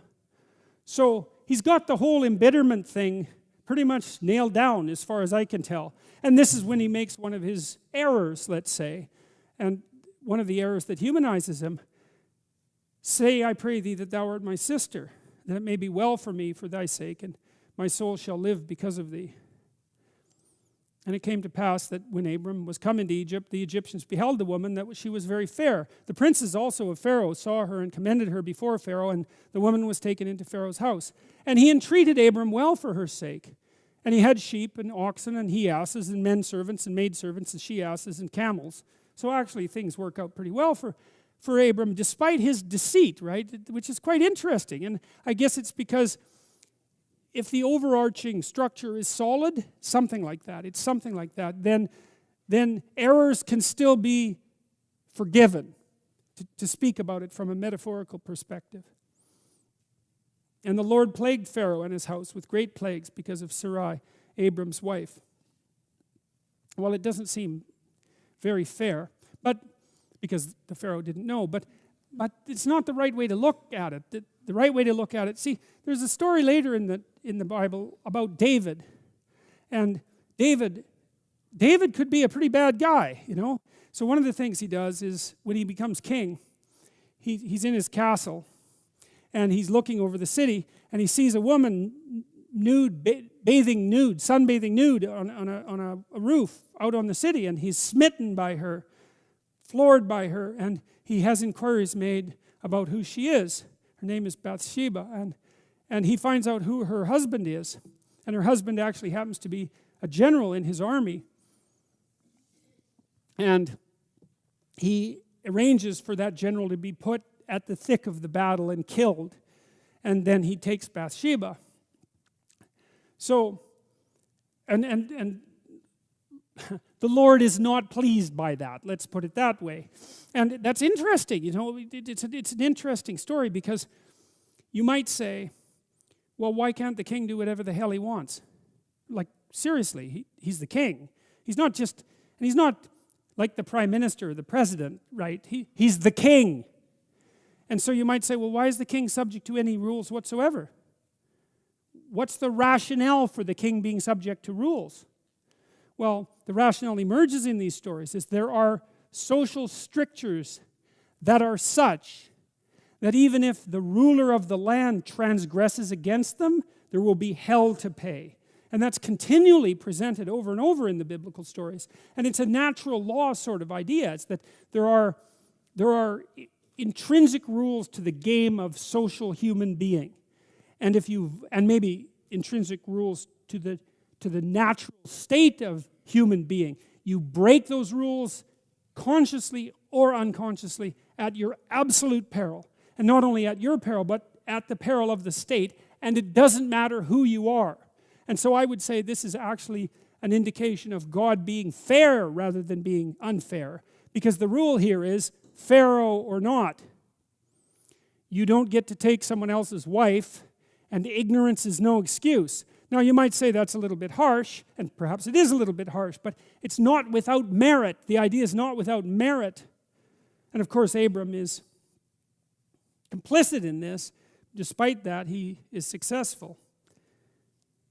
And Pharaoh called Abram and said, what is this that thou hast done unto me? Why didst thou not tell me that she was thy wife? Why saidst thou, she is my sister? I might have taken her to me to wife. Now therefore, behold thy wife, take her and go thy way. And Pharaoh commanded his men concerning him, and they sent him away and his wife and all that he had. And Abram went out of Egypt, he and his wife and all that he had, and Lot with him into the south. And Abram was very rich in cattle, in silver, and in gold. And that's so it's interesting, you know. Abraham, he goes to the place of famine, and then he goes to the place of tyranny, and then he lies, and then he almost loses his wife. But because he goes, things work out for him. And so, hooray for that. And he went on his journeys from the south, even to Bethel, unto the place where his tent had been at the beginning, between Bethel and Hai, unto the place of the altar. So he makes another sacrifice, which he had made there at the first. And there Abram called on the name of the Lord. Well, so he's had an adventure, right? He's finished his journey. And so there's a culminating point in this narrative, and now he doesn't know what to do. He's left the place he's at. He doesn't know what to do. So it's time to build an altar and make a sacrifice and figure out, and to ask for divine guidance once again, to figure out, okay, well, I'm done that. Been there, done that. What's next? And the question is asked seriously, and this is something to consider. If you want to know what to do, ask seriously. And say, I'm willing to... See, Abraham sacrifices a life to his vow. Well, so what do? Well, you don't sacrifice an animal. You don't make a blood sacrifice. You do it psychologically. You say, I'm going to sacrifice my life to this aim. That's what you do if you're serious. What do I do next? Well, I'm going to sacrifice my life to this aim. What is it that I should do that's worth sacrificing my life to? That's a serious question. Well, and maybe that's the sort of question that people don't ask because they're afraid of the seriousness of the question and the magnitude of the potential answer. Do you really want to know what you should do that would be worth sacrificing your life to? Well, the answer is yes, because it's worth it. But the answer is also no, because, like, really, it's your life, you know? What if you're wrong? And you're probably wrong. But maybe that doesn't matter. Maybe it doesn't matter, because maybe the rightness is in the process and not in the decision, right? Because it's the beginning of a sequence of decisions, as we've already pointed out. To the place of the altar which he had made there at the first, and there Abram called on the name of the Lord. And Lot also, which went with Abraham, had flocks and herds and tents, and the land was not able to bear them. that they might dwell together, for their substance was great, so that they could not dwell together. And there was a strife between the herdmen of Abram's cattle, the cowboys, and the herdmen of Lot's cattle, and the Canaanite and the Perizzite dwelled then in the land. Well, and that's interesting too, because, you know, Abram's having a pretty good time of it now, right? He's out of starvation. Hey, that's good. He's out of the tyranny. Now he's kind of wealthy. And then the story flips on him. He's wealthy, and now a bad thing happens to him, right? It's that he's got all this wealth, and so does his nephew, and now they can't get along because they have too much stuff. So that's quite comical as well. I think that's a comic interlude here. Now they handle it properly. And Abram said unto Lot, let there be no strife, I pray thee, between me and thee, and between my herdmen and thy herdmen, because we're brothers. Is not the whole land before thee? Separate thyself, I pray thee, from me. If you'll take the left, then I'll take the right. Or if you depart to the right, then I'll go to the left. So basically they sit down and say, well, you know, one of us has got to get out of town, and it can be one or the other. It doesn't really matter. We can flip a coin, but we have to separate. And so they do it amicably. And Lot lifted up his eyes and looked at all of the plain of Jordan, that it was well watered everywhere. So that's an intimation of Eden, right? Because you remember, Eden means well watered place. Before the Lord destroyed Sodom and Gomorrah, even as the garden of the Lord, like the land of Egypt, as thou comest unto Zoar. So interesting, you get foreshadowing here again, right? So Lot and Abram are making the decision about where to go, and Lot looks out and sees a reasonable place, but then this warning comes up that there's a city out there, there's a place out there where things are not going to go well. Things are being done badly, and things are not going to go well. Then Lot chose him all the plain of Jordan, and Lot journeyed east, and they separated themselves, the one from the other. Abram dwelled in the land of Canaan, and Lot dwelled in the cities of the plain, and pitched his tent towards Sodom. But the men of Sodom were wicked, and sinners before the Lord exceedingly. Now the word sin, I've mentioned this to you before, I think. It's an interesting word. It's the derivation of an archery term, in my understanding of its derivation. The Greek word was hamartia, and hamartia is an archery term which means to miss the bullseye. And you think it's worth thinking about that metaphorically, because you got to think about all the ways that you could miss the bullseye, right? You could close your eyes. That's very common. You could just not lift up the damn bow and arrow to begin with. You could face the wrong way. You could be unskilled in your aim. But I also like the archery metaphor, because human beings are built on a hunting platform, right? And we always aim at things. We're ballistic creatures on a trajectory always. And we're always aiming at something. We're always aiming at the mark, which is, of course, what you do when you hunt, right? Because you have to hit the mark precisely. And that's what we're like. And so, but we're like that psychologically. We have to aim at something and then move towards it. And so to sin is to miss the mark, is to miss the bullseye, to fail to take aim, to aim badly, to aim carelessly, or to not aim at all. And that says, well, that's like a sin of omission. That's to not do. And then to be wicked is to aim at what you know you shouldn't aim at. And again, I don't think of that as an external morality precisely. I think that you can read the entire biblical narrative, again, from a psychological perspective, and say, we're not talking about external codes of conduct here, although we could. We're not. The wickedness that's being described is the act of you doing something that you know to be wrong. Period. You know, and you may do something you don't know if it's wrong or not. That isn't the sort of thing that we're talking about. And we're not talking about the things that you do that are right, or that other people think are wrong. We're not talking about those either. We're talking about those things that you consciously do, although you know them to be wrong yourself. And that's the things that seem to get people into the most trouble in these stories. And I believe that to be the case. I think that's very accurate psychologically. It's amazing because I see this all the time. If you do something wrong, and it's because you're ignorant, you don't know better, it doesn't go well for you. That's the case. But if you do something wrong and you know it's wrong, the punishment is manifold. And I think the reason for that is because that makes you Cain. It means you betray your own ideal, right? If you just don't know, well, you haven't betrayed your ideal. You're just not together. Maybe you're even willfully blind. But if you do something you know to be wrong, then you've betrayed your own ideal. And that lands you. Cain says to God, once Cain destroys Abel, he says, I cannot bear my punishment. And the Lord said unto Abram, after that Lot was separated from, lift up now thine eyes. Look upward. And look from the place where thou art, northward and southward and eastward and westward. For all the land which thou seest, to thee I will give it, and to thy seed forever. And I will make thy seed as the dust of the earth, so that if a man can number the dust of the earth, then shall all thy seed be numbered. Arise, walk through the land in the length of it and the breadth of it, for I will give it unto thee.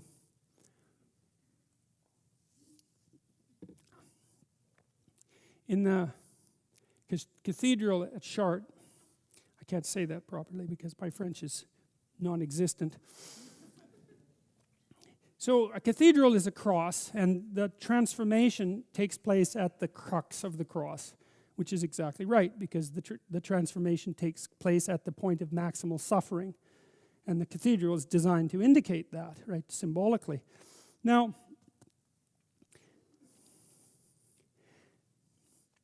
what happens in a religious ceremony is also a journey, and it's a journey in some sense to the holy city.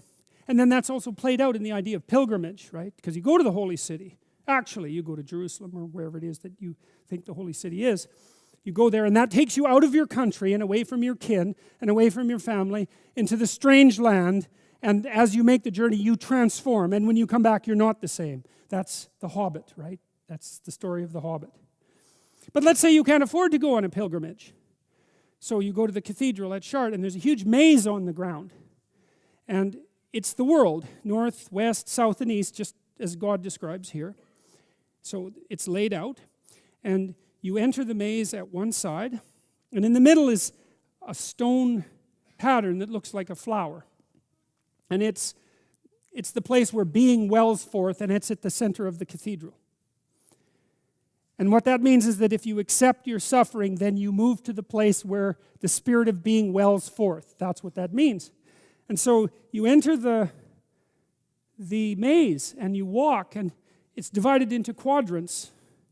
And you walk one quadrant completely, and then the maze pathway takes you into the next quadrant, and you walk that completely, and then it takes you to the third one and the fourth one. And then when you walk the maze completely, everywhere, when you've gone everywhere in the world, north, south, east, and west, when you've traversed the territory completely, then you come to the center, and then it's yours. And that's what this is. So I've noticed when I've been renovating houses, I like to do that.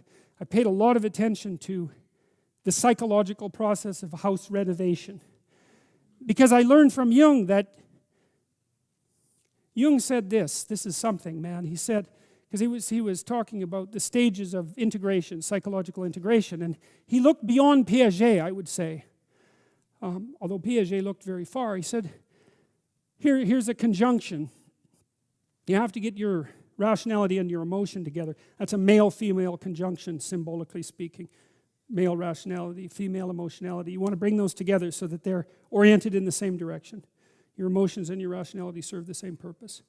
So then you're unified in mind and spirit, let's say. But that's not good enough. Once you've got that together, then you have a body, and then that's a male-female conjunction again, a divine conjunction. The recreation of Adam before his division into female and male, and the reconstruction of the androgynous Christ. All those ideas are linked together. So now you have your emotion and your rationality moving in the same direction, but you're not acting it out. So now you have to unite that abstract part of you with your body and start acting out what you think and feel. And that's the next conjunction, but it's not the last one. The last conjunction is when you realize that there's no distinction between you and your experience. They're the same thing. And so then when you put together your house, you're putting together yourself. So I've noticed when I've lived in places, rented or owned, didn't matter, that if there was a part of the place that I hadn't attended to, whatever that might mean, it might have meant cleaned, it might have meant fixed, but it certainly meant at least thoroughly investigated, then that was chaos. It was like the desert, that part. That's a way of thinking about it. It wasn't mine, even if I owned it. It wasn't mine. I had to interact with it before it became mine. And I had to interact with it, and I had to put it in order, and then it became mine. And then to the degree that it became mine and was in order, then I was also put in order. Now you know that because you go into places that make you uncomfortable. And maybe it's your own house. It's highly probable.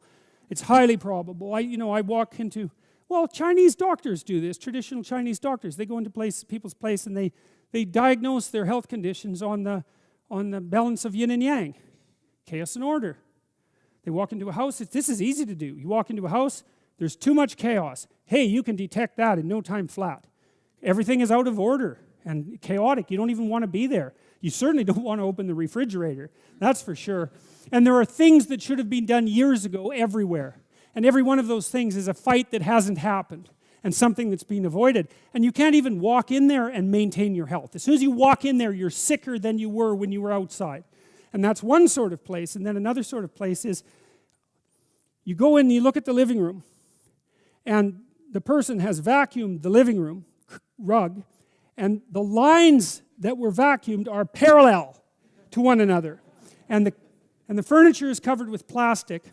And you get a glass of water, and then just as you're going to set it down on the coffee table, the person rushes over and puts a coaster underneath it. And everything in that house says to you that it would be a lot more perfect in that house if you were either not there or dead. And that's the message that the whole house is blasting at you. And if you happen to live there, then you're going to be sick. And what you're going to be sick from is too much order. And in the other house, you're going to be sick from too much chaos. And so, when you interact with a house,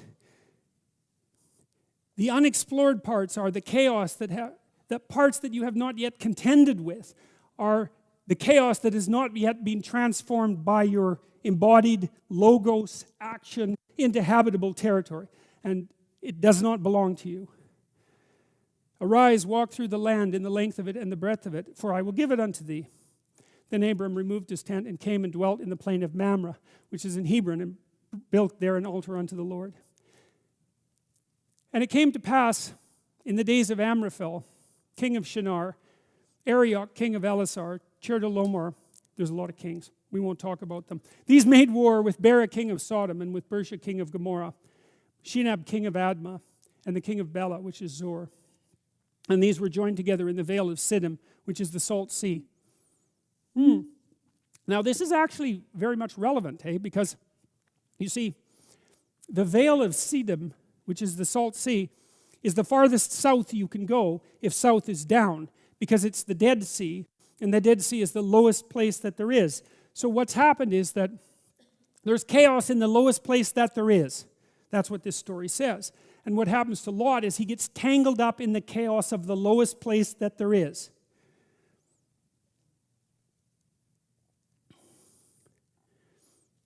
And in the 14th year came Chedorlaomer and the kings that were with him, and smote the Rephaims and Ashtaroth, Karnaim, and the Zuzims and Ham, and the Emmons in Shaveh, Kiriathaim, and the Horites in their Mount Seir unto Elparan, which is by the wilderness. And they returned and came to En Mishpat, which is Kadesh, and smote all the country of the Amalekites, and the Amorites that dwelt in Hazazontamar, there we go, perhaps. And there went out the king of Sodom, and the king of Gomorrah, and the king of Admah, and the king of Zeboam, and the king of Bela, the same as Zor. And they joined battle with them in the vale of Siddim. So this is absolute chaos and mayhem in the lowest place. It's hell, essentially. With Chedorlaomer, the king of Elam, and with Tidal, king of nations, and Amraphel, king of Shinar, and Arioch, king of Elazar, 4 kings with 5. And the vale of Siddim was full of slime pits. Low and hell-like with war isn't enough. They had to throw the slime pits in there. Apparently, around the Dead Sea, there are pits of bitumen, like the tar pits near LA, and so this seems to actually be historically accurate. And the kings of Sodom and Gomorrah fled and fell there, and they that remained fled to the mountain. And they took their goods, and they took all the goods of Sodom and Gomorrah and all their victuals, and went their way. And they took Lot, Abram's brother's son, who dwelt in Sodom, and his goods, and departed. So Abram has a family member who falls into the lowest place. And there came one that had escaped and told Abram the Hebrew, for he dwelt in the plain of Mamre, the Amorite, brother of Eshcol, and brother of Aner, and these were confederate with Abram.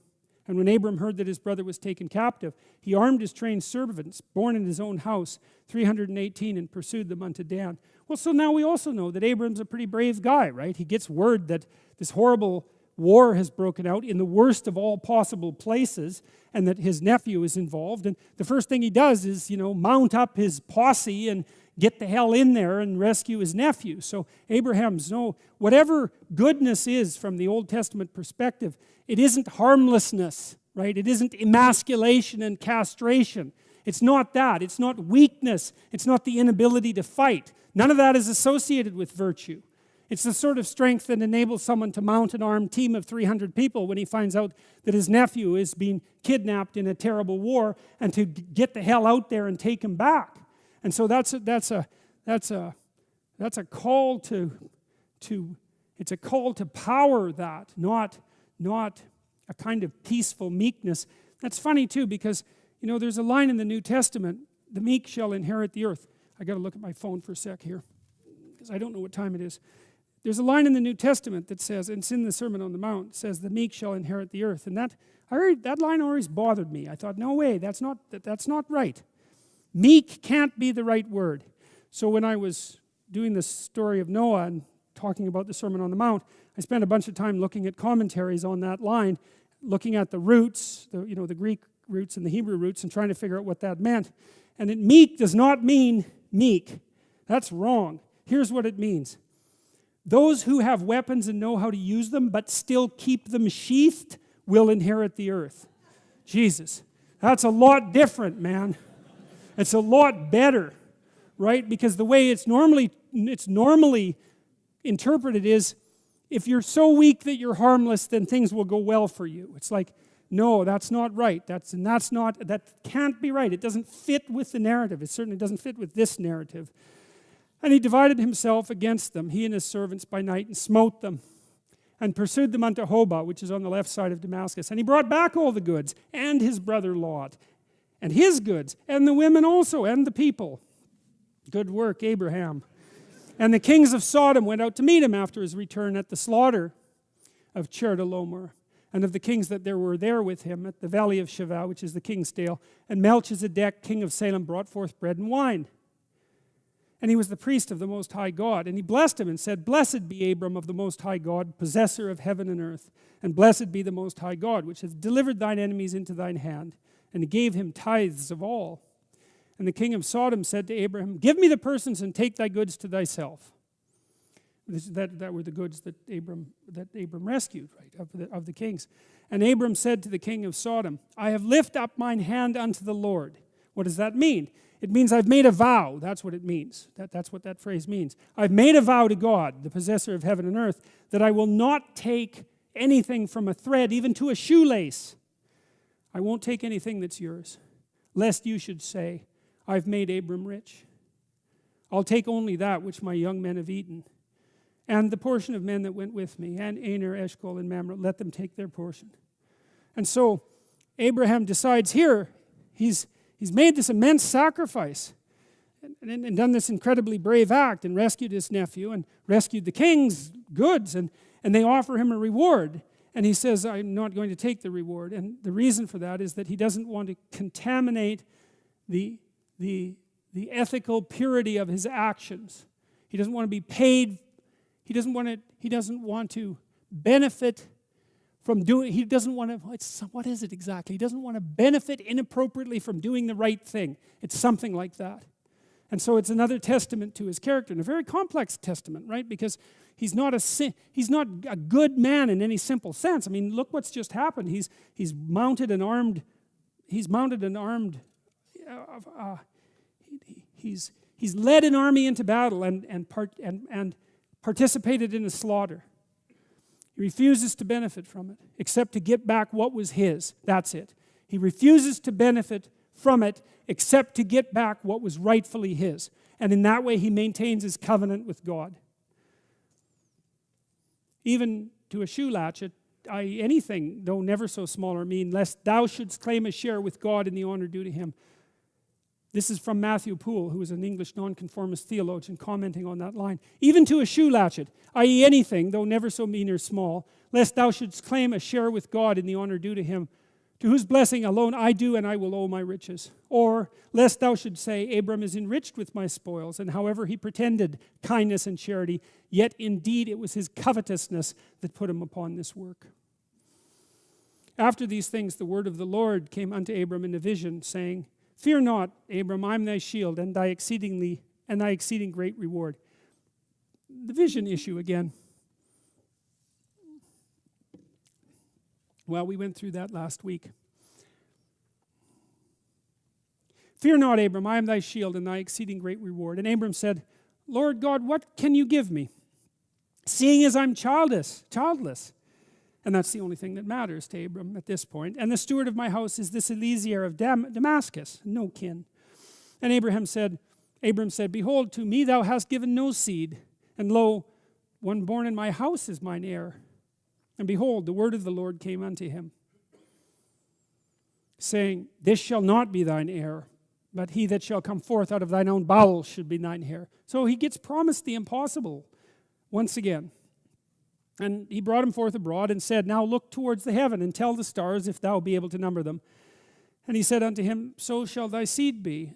And he believed in the Lord and counted to him for righteousness. You see, and this is the covenant idea, this belief. Because here's the belief.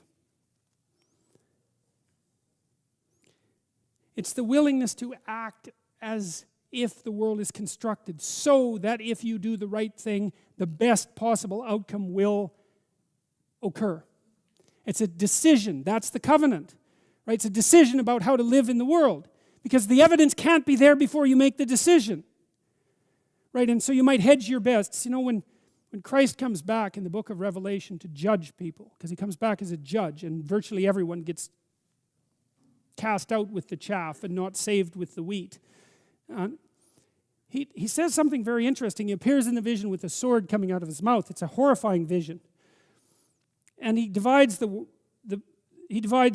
humanity into the damned and the saved, or the damned and the saved. He says something very interesting. He says, To those who were neither hot nor cold, I will spew you out of my mouth. And it's a disgust metaphor, right? And what it says is that the worst punishment isn't waiting for those who committed to something and did wrong. The worst punishment is reserved for those who committed to nothing and stayed on the fence. And that's really something too. That's really something to think about. And it's also something I believe to be true, because I see that stasis is utterly destructive. Because there's no progress, all there is movement backwards. There's aging and suffering and no progress. And so to not commit to anything is the worst of all transgressions. To commit means to put your body and soul into something. To offer your life as a sacrifice means that you're willing to make a bargain with fate. And the bargain is, I'm going to act as if I give it my all, then the best possible thing will happen because of that. And to not see the analogy between that and the act of faith in God is to misunderstand the story completely. And it has to be an act of faith, because how are you going to know? You can look at other people, but that isn't going to do it. Kierkegaard was very clear about this sort of thing. There's certain sorts of truths that you can only learn for yourself through experience. And that's, of course, why Abram also has to go out alone, right? He has to leave his kin. It's the individuation process. Like dying, it's something that you do alone. There's no way you can tell what is within your grasp, let's say, unless you make the ultimate sacrifice. And there's no way of finding out without actually making it. And so that's the sacrificial act, right? That's re-emphasized in the act of Abram being called upon to sacrifice Isaac. You think about that. It's Abram. He's been like breaking himself into pieces, trying to progress forward through starvation and tyranny and war and deceit and the potential loss of his wife and childlessness and like everything that can really befall you in some sense. And finally, God grants him Isaac when he's old. It's impossible. He gets Isaac, his son. And then what does God do next? Is say, well, you know that son that you've been waiting for so long? It's like, I'd like to see just exactly what you're made of, so I think you should offer him up as a sacrifice. And I mean, it's a very barbaric story in a sense, and maybe in more than just a sense, But Abraham does maintain his covenant. He's willing to make the sacrifice. He's willing to make, this is the thing, he's willing to make whatever sacrifice is necessary to keep his covenant with God intact. And that's that. And that's the decision. Well, maybe it's no surprise that people don't do that. And he believed in the Lord, and he counted it to him for righteousness. And he said unto him, I am the Lord that brought thee out of Ur of the Chaldees to give this land to you to inherit it. And he said, Lord God, whereby shall I know that I shall inherit it? And he said to him, this is a sacrificial story again, take a heifer of 3 years, and a goat of 3 years, and a ram of 3 years, and a turtle dove, and a young pigeon. It's fairly specific, actually. And he took all these and divided them, and laid each piece one against another, but the birds divided he not. Now, there's a reason for that, and I don't know the reason for it. And when the fowls came down upon the carcasses, Abram drove them away. And when the sun was going down, a deep sleep fell upon Abram, and lo, a horror of great darkness fell upon him. That didn't mean he was afraid of the dark, which is what I thought it meant when I first read it. It isn't what it means. It means that he fell into a trance or something like that. And then he was enveloped by absolute horror. So that's how this story begins. And here's the commentary from Joseph Benson, who was an English Methodist minister who lived in 1749, was born in 1749. And when the sun was going down, about the time of the evening oblation, the washing, for he abode by them, praying and waiting till toward evening, a deep sleep fell upon Abram. Well, this was not a common sleep through weariness or carelessness. I don't know what a sloop is. That's supposed to be sleep. Not a common sleep through weariness or carelessness, but a divine ecstasy, that being wholly taken off from things sensible, he might be wholly taken up with the contemplation of things spiritual. Well, it really makes you wonder what Abraham was up to in his campsite. So, he was participating in something that enabled this experience. And lo, a horror of great darkness fell upon him. This was designed to strike awe upon the spirit of Abram and to possess him with a holy reverence. Holy fear prepares the soul for holy joy. God humbles first and then lifts up. Echoes of psychedelic experience. And he said unto Abram, know of a surety that thy seed shall be a stranger in a land that is not theirs, and shall serve them, and they shall afflict them 400 years. And also that nation whom they shall serve I will judge. And afterward shall they come out with great substance. And thou shalt go to thy fathers in peace. Thou shalt be buried in a good old age. But in the 4th generation they shall come hither again, for the iniquity of the Amorites is not yet full. Commentaries of Joseph Benson, once again. They shall come hither again, hither to the land of Canaan, wherein thou now art. The reason why they must not have the land of promise in possession until the 4th generation is because the iniquity of the Amorites was not yet full. The righteous God is determined that the Amorites shall not be cut off till they are arrived at such a pitch of wickedness. And therefore, till it come to that, the seed of Abraham must be kept out of possession. So the interpretation of the story essentially is that Abraham's descendants will end up enslaved in Egypt for a lengthy period of time, and eventually come back to the land of Canaan. And it's interesting too, because this is part of Abram's bargain with God, and in this divine vision, I mean, he's been promised everything, but it's a pretty tough bargain, because when God is pushed or reveals himself, let's say, he says, look, you're going to get your damn descendants, but it's not going to be it's going to be a tough journey. They're going to be enslaved for a very long time, and eventually come back. And you won't see it. You'll be dead long before then.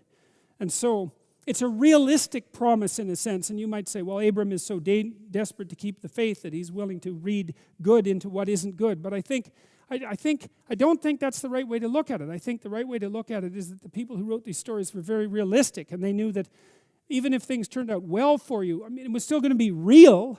It wasn't going to be some fantasy. It's like, let's say you have a family that flourishes. People are still going to die. They're still going to get sick. They're still going to be alive, with all of its suffering. But it'll be a life that's rich enough and complete enough so that it'll justify its nature, essentially. And it came to pass that when the sun went down and it was dark, behold, a smoking furnace and a burning lamp that passed between the pieces. Albert Barnes, American theologian, commented on this. The oven of smoke and lamp of flame symbolize the smoke of destruction and the light of salvation. They're passing through the pieces of the sacrificial victims and probably consuming them as an accepted sacrifice are the ratification of the covenant on the part of God, as the dividing and presenting of them were on the part of Abram. In the same day the Lord made a covenant with Abram, saying, Unto thy seed I have given this land, from the river of Egypt unto the great river, the river Euphrates, the Kenites and the Kenizzites and the Cadmonites, etc. Now Sarai, Abram's wife, bare him no children, and she had a handmaid. Wait a second. I think we'll stop there. I'm tiring out, and it's 9:29, so that's a very good place to stop. So, yes.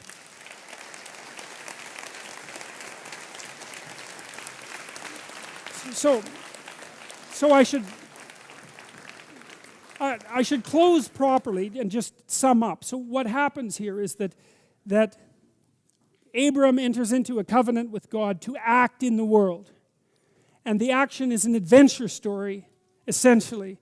And the adventures repeat, and they're punctuated by success and sacrifice and recontemplation, right? And so it's this journey. It's the hero's journey uphill. I'm here, there's a crisis, I collapse, I reconstruct myself to a higher place, and life is like that continually, and that's the story of Abram. And that's all contained, though. It's all contained, and this is the thing that's so cool, because that is what your life is going to be like, whether you plan out your life or not. It's going to be punctuated like that. Maybe it won't go up, maybe it'll go down. The question is, what sort of container do you need to be in order to tolerate the movement up and down?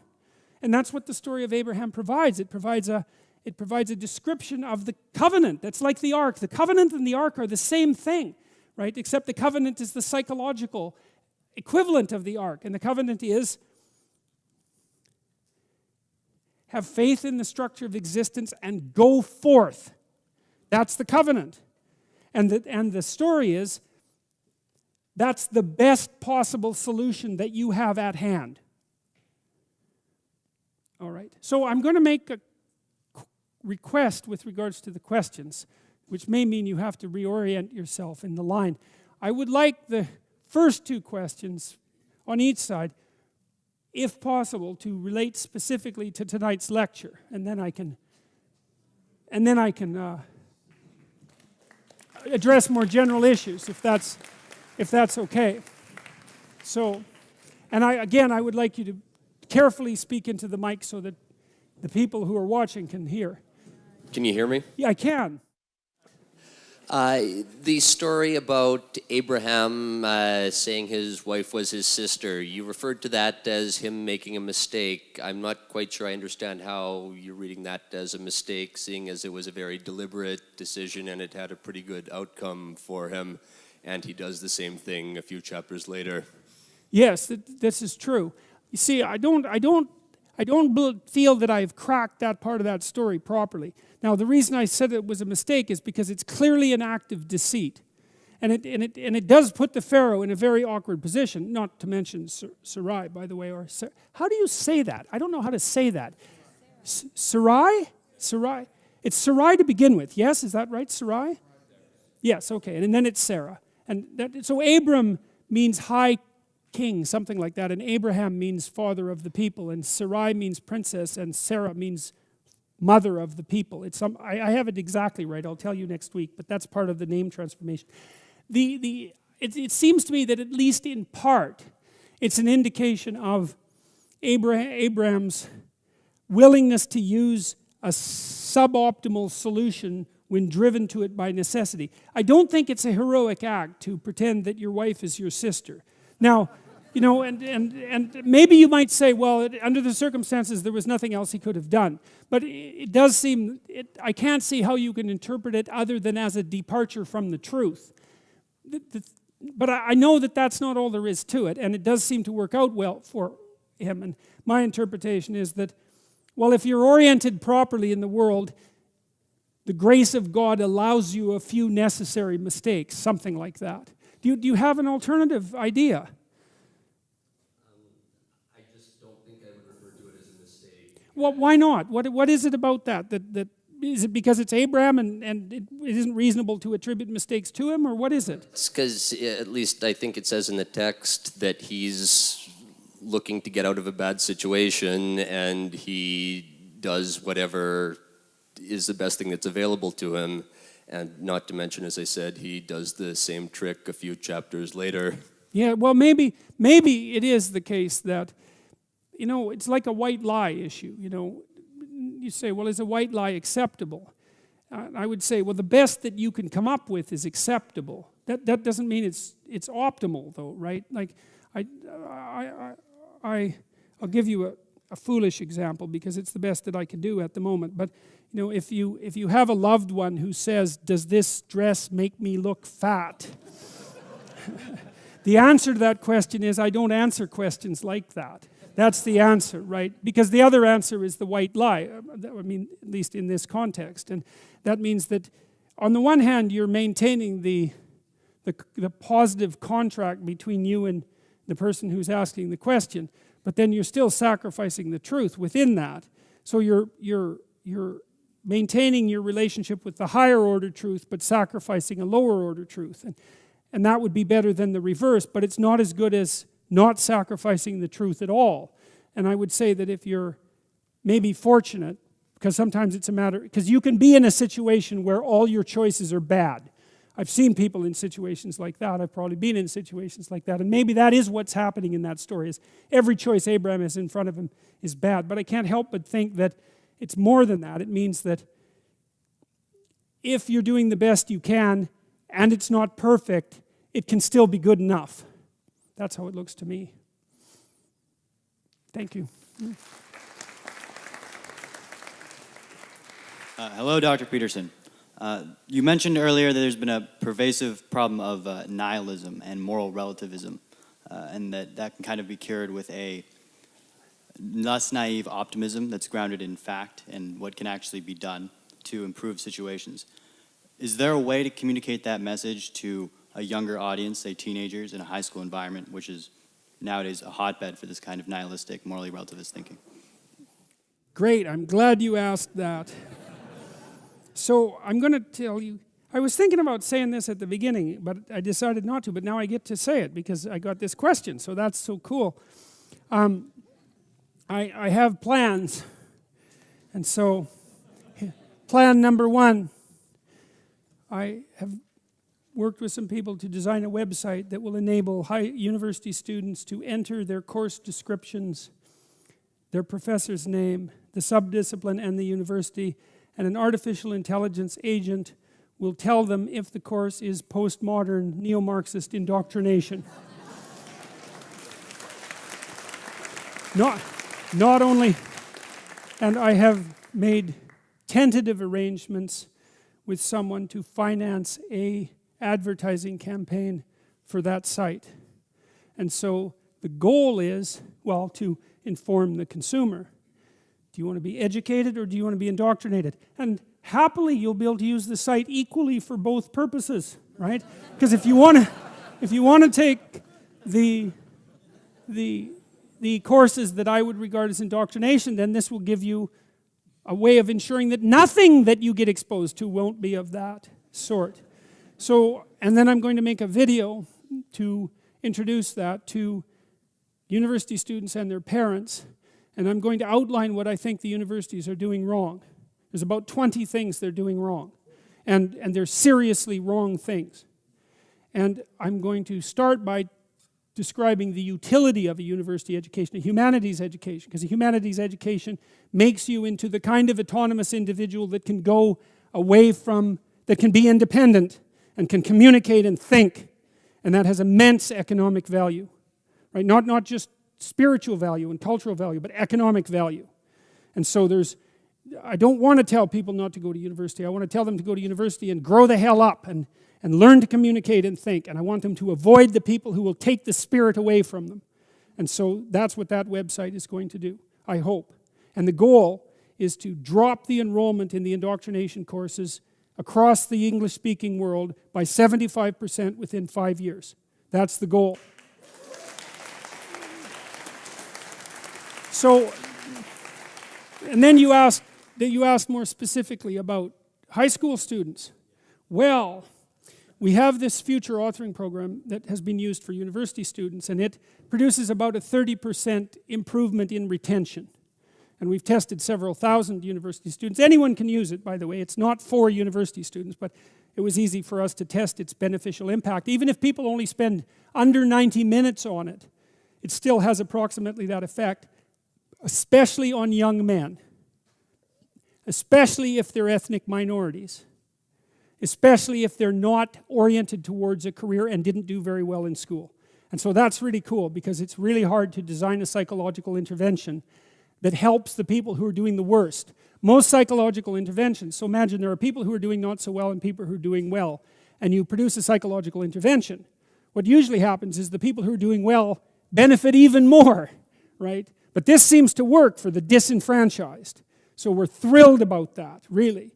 And so we've produced a version for high school students. Yes. And so, but we don't have them look 3 to 5 years out into the future, because they can't. And they don't know enough, you know. It's hard for fully mature adults to look that far into the future. High school kids can probably manage 3 to 6 months.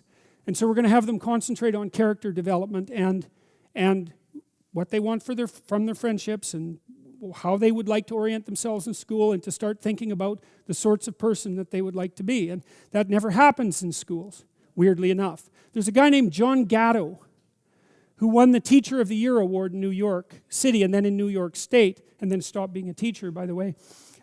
He wrote a series of books about the education system that explain why students in pre-university education aren't taught to be autonomous individuals. It's very interesting what he's discovered historically. But anyways, we're going to market that probably to parents and to university students themselves rather than to the schools.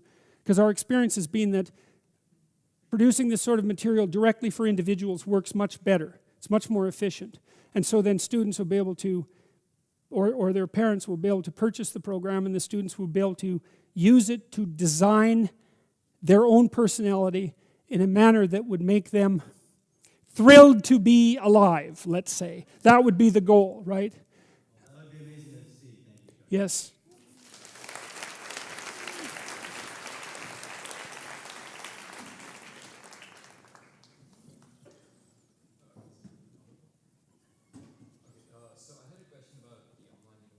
I'm going to get you to turn it, to put it down a little more even. Excellent, perfect. So I had a question about the online university. Yes. That you've been thinking about. Yes. So I haven't really addressed this point, and I do think there's concerns to me about online courses. Yeah. And I think, especially the literature in developmental psychology, I think bears this out. But I think a huge part of learning is interaction and discourse. And that seems very difficult in an online setting.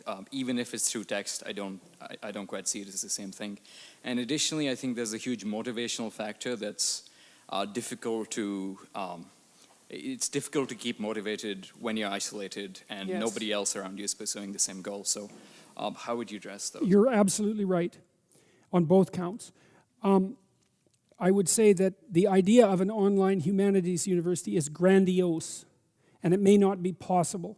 And the reason for that is that, and as you're alluding to, we actually don't understand what the university is.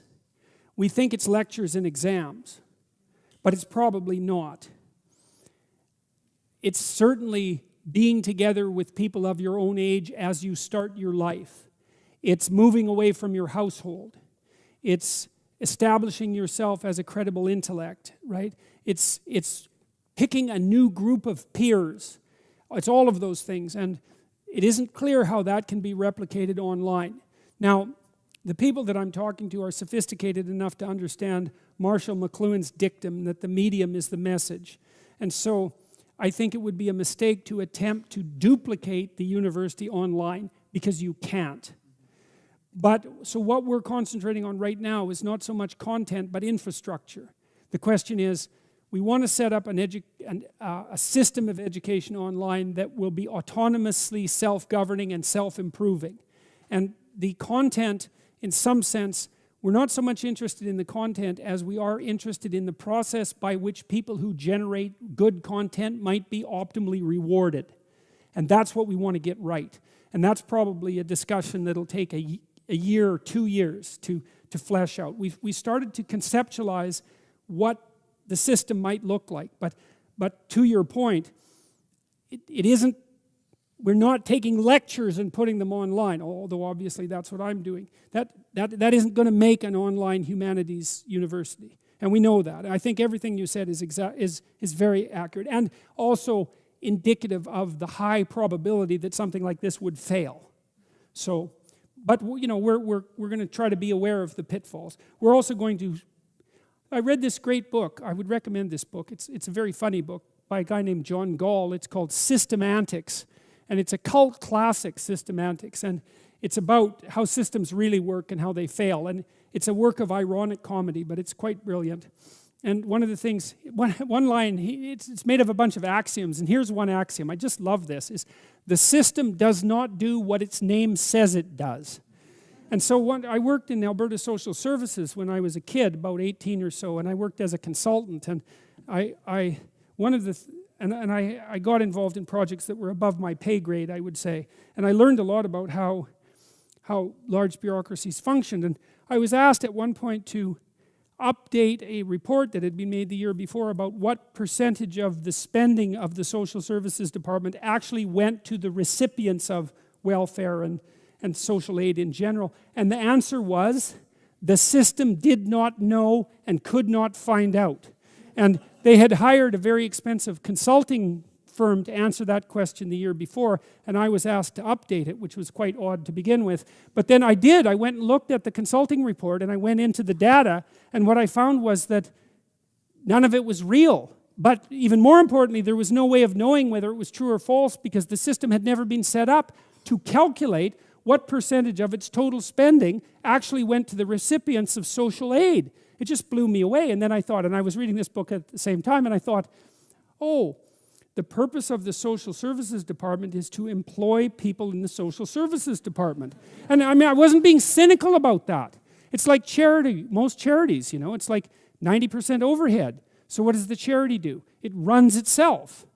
Now, you don't want to be cynical about that because big businesses are the same. And most, like, even if they're running at a profit, the profit is like 5%. So the business spends 95% of its time maintaining itself, you know, and it makes a bit of product and it makes a bit of profit, but most of what it does is maintain itself. So, anyways, one of the axioms in that book, that was one of them, is the system does not do what it says it does. So that's, because then you can face the system with a clear head and say, okay, well, this thing isn't doing what it says it's doing, but it's probably doing something, and the thing it's doing might be useful, but we should figure out what that thing is. So that's been really useful to me as a guide to thinking. But the other thing he said was, if you want to build a big system that works, start by building a small system that works and scale it. And we've done that, for example, with the self-authoring programs, you know, has built small-scale systems that are very robust with the hope that they'll scale, and that's the same, we'll do the same thing here, is start with a small amount of content. See if we can reward. See, what I would like to have happen is, you know, there's a lot of people out there who are pretty intensely educated, and some of them are really creative. And so imagine that there's a timeline. Imagine we'll do a humanities issue. Imagine there's a timeline, say of 1,000 years, that's scalable. Then imagine that there would be lectures associated with the timeline at different levels of resolution. So we might call for a lecture on the 3rd century AD. What happened in the 3rd century AD? You've got half an hour to explain it. You can explain it any way you want. You can use animation, you can use lecture, you can use text, you can make a movie. We don't care. What you have to do is, that's the topic, that's the time span, that's the amount of time. And then you can post it. And so we could generate content that way and let people experiment. And then we can have people review the content as part of their education. Generate questions about the content as part of their assignments. Rate the questions as part of their assignments, and rate the content. And then if we charged people, imagine you had to pay $50 a month to enroll, something like that. Maybe we would allow you, when you first enroll, maybe you get to use $5 of it as disposable income. You can reward that to any creator you want. But as you progress through the courses, your right to determine where your money goes would increase as you became more and more educated. Hopefully that way we would get some quality control built into it. So those are some of the ideas that we're that we're starting to play around with. So, The only one I'm concerned about is the motivation what's that? the motivation issue for individuals. Well, I'm not going to go into that because it would take too long, but rest assured that we are thinking about that very hard as well. We're going to build competition into it. We're going to build cooperation into it. We hope to build peer interrelationships into it. I think all that's possible, but complex, right? Because we don't know how to build an online education system, really. But it would be fun to experiment and see if we can figure out how to do it. So, thank you.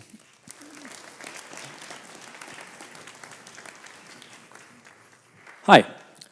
So I couldn't really zero in on any particular question, so it's more of a family questions that I have about the nature and cultivation of conscience, which was, in a sense, what this story exemplified about Abraham.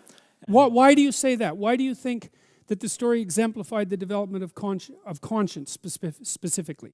Well, going back to the zigzag, Yeah. right, and the star, how you have to keep Okay, so that's what you were referring to. Okay. orienting yourself completely autonomously Yeah. on your own terms, right? Yeah. Towards Okay, so you hit on something great there, I think, and this is something, weirdly enough, that I learned most particularly from the Pinocchio movie, which I spent a lot of time studying, is because in the Pinocchio movie, Jiminy Cricket is an avatar of Christ, essentially. But it's very strange, because he's a bug. That's the first thing. That's kind of weird. And because Jiminy Cricket is southern U.S. slang for Jesus Christ, among other things. But and these things get aggregated in great mythic dramas like that, and that's a great mythic drama. But, one of the things that really makes Jiminy Cricket different from Christ, apart from the fact that Christ wasn't a cricket, is that the cricket learns as he progresses. Right? Even though he's the conscience, and so you'd think that he would be the infallible guide. That isn't how the movie makers set it up, and that's so cool, is that he's just as muddle-headed as Pinocchio at the beginning, and he's a bit arrogant and puffed up, too. And so it took me a long time to think that through, and then I realized that, well, you have the voice of culture in you, you have the voice of culture within you, but it's old and dead and out of date, and it's not fully articulated and updated. And then what happens is that if you enter into a dialogue with it and you hammer yourself against the world, then you get hammered into shape, and so does your conscience. And so you both become elevated. And so anyways, I think that's ridiculously cool, because it means that your conscience, you don't have an infallible guide, but you have something within you that you could build into an infallible guide if you cooperated with it and fed it. So I think that's very interesting. So that being said, the picture that I have in my mind of the cultivation of virtue in general, it's kind of like taking a block of wood and trying to carve out a sphere out of it. It'll never be perfectly round, but the more you carve, right, the rounder and rounder it'll... Right, that's successive approximation. Yeah, well, it's also like, what do you call that? Compound interest. This is one of the things that's also, and I think this puts you on the to those whom more shall be given part of the curve. It's like, you don't have to improve yourself very much each week to really improve yourself a ridiculous amount in a year. So you could vow to make your day 1/100% better than the day before, and that would do the trick. If you were constant about that, that would do the trick. So that's this successive approximation. Is you don't want to underestimate the utility of incremental progress, man. It's deadly powerful. So let's say you get to the the higher ends of the curve, right? You're like a pretty virtuous person. Let's say you even become a sage or something of the sort. And I mean, when should you doubt your conscience? Like, what are things that we should watch out for, even when we... That's great. Well, yep, okay. Just to get it out of the way, right? Yeah. I don't know how much this relates. Well, it does relate, but psychopaths, for example, the entire idea that they lack a conscience, and that's why, right, that's what psychopathy is. Whether or not you agree with that definition, right? But there's an issue of conscience, again, at play with psychopathy. How can we, the first question, doubt ourselves in a way that's warranted, right? Regardless of how virtuous we've become. Yes. And can you treat a psychopath? Could they cultivate a conscience? Okay, so we'll start with the first one. Part of the reason that I believe that freedom of speech is the canonical right, and obligation, right? More importantly, even obligation, is that that's how you figure out if you're wrong. You know, because so I sit home and I think and I think and I think, let's say, but I'm like, who am I to think? There's so many things I don't know that it's just what I know compared to what I don't know is so minuscule that it's a preposterous act just to say something. Okay, so no matter how much I sit at home and think, I'm not going to fix that. I'm going to be and then I have biases, but my temperament, and I have biases because of my malevolence, and I have biases because of my gender, my sex, let's say, since we're not so fond of that word. So no matter how much I sit home and think, I'm still going to be wrong and malevolent. So then what do I have to do is I have to talk to some other people, and I have to say, this is what I think. And it's going to be ugly, you know, because what the hell do I know? But then if I listen, people will tell me why I'm wrong. And lots of people have been telling me why I'm wrong, like a lot. And it's hard, you know. It's hard. But I've learned something from it. Like I had this revelation, let's say, about being yelled at by your father. Now, I know that you can be yelled at too much by your father. But it's like, you're wrong, man. And so someone's yelling at you, and maybe they're only 10% right. But if you shut the hell up and listen, then you can figure out where you're wrong. And then maybe you can be thankful for that. And then maybe if you shut up and listened, your father would quit yelling at you. You know, because he's wrong too. What the hell does he know? He knows how to yell at you and tell you how you're wrong. And he's throwing things at you that are probably not true. But some of it's true. And you know, if someone can tell you why you're wrong, they've given you a great gift. Because then you don't have to be wrong anymore. And you might think, well, who cares if you're wrong? But you know, there's a line in the New Testament too, is if the blind lead the blind, won't they fall into a ditch? The answer to that question, by the way, is yes, they will. And so the reason that you want to think is because thinking is how you, like when you think, you create a fictional world that's an analog of the world, and then you make an avatar of yourself to act in that world. And then if the avatar dies, you don't act out those actions, right? Well, so if you think properly, then you don't have to suffer and die. And so if you can say what you think, and people can tell you why you're wrong, and you know, to say what you think under extreme circumstances means that you're going to say things that no one wants to hear. Because those are the things you don't know about. Those are the things that are conflictual and difficult. Those are going to be hard conversations, man. And you're going to be wrong about them a lot. If you don't get to stumble forward with your stupidity, then you can't be corrected. And so there's no distinction between free speech and thinking, and there's no distinction between thinking and thriving. And so those who want to inhibit free speech do not wish for people to thrive. And I believe that. So thinking does not happen inside your head. That's only the beginnings of thinking. And it's this that we're doing here that's thinking, you know. So we have to protect that. Psychopaths. I say this, I hope, non-naively. Also having dealt with psychopaths in my clinical practice, and I would say now and then in my life, I don't believe in psychopaths. I don't believe that we know enough to say there are people born without conscience. I don't think the psychometric measurement of psychopathy is everything that it should be. I've been trying to model it in the big 5 domain. I think, now it's complicated because, so I would say a psychopath, the classic psychopath, is likely extroverted, especially assertive, disagreeable, and unconscientious, and maybe extremely low in neuroticism, so you can't frighten them. But, so that's a rare combination because it's extreme on many traits, right? But that, I don't believe that that means that someone with that personality configuration is doomed from birth to a pathological existence. Because there's things about psychopathy that the classifiers, those who claim, like Cleckley, that the psychopath is born in some sense, can't explain. It's like, well, what about the cruelty? There seems to be a motive there. You know, they're passionless and they lack emotion. Well, why are they cruel then? For entertainment? Well, but then you have to explain the entertainment motivation. Like, there's a failure in some sense with the classic psychopathy theorists to come to grips with the problem of malevolence. It's skirted over, and you can't do that if you're talking about psychopathy. It's like malevolence is the bloody issue here. And so the other issue with the psychopath is that he's irredeemable, right? That's the idea.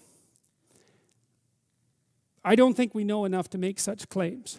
Now, and that doesn't, I know the psychopathy literature quite well, and I have great respect for the primary researchers in the field. I want to make that perfectly clear. But we're talking at a different, we're approaching the problem from a different level of analysis here, something like a spiritual level of analysis. And I don't think that there's an easy translation from the descriptive, psychometric, psychiatric approach to the spiritual level. They don't match. And I'm more likely to say, let's not assume the soul is doomed from birth, right? And I'm loath to think that there are people born irredeemable. Although I do think there are irredeemable people. You know, the death penalty issue is interesting in that regard, you know, because I've read a lot about really terrible people. And I've also read a lot about what really terrible people said about themselves. And many of them wished for the death penalty. And so it's absolutely clear that there are things that you can do that deserve the death penalty. But that doesn't mean that the state should have the right to impose it. That's a different question. So, yeah.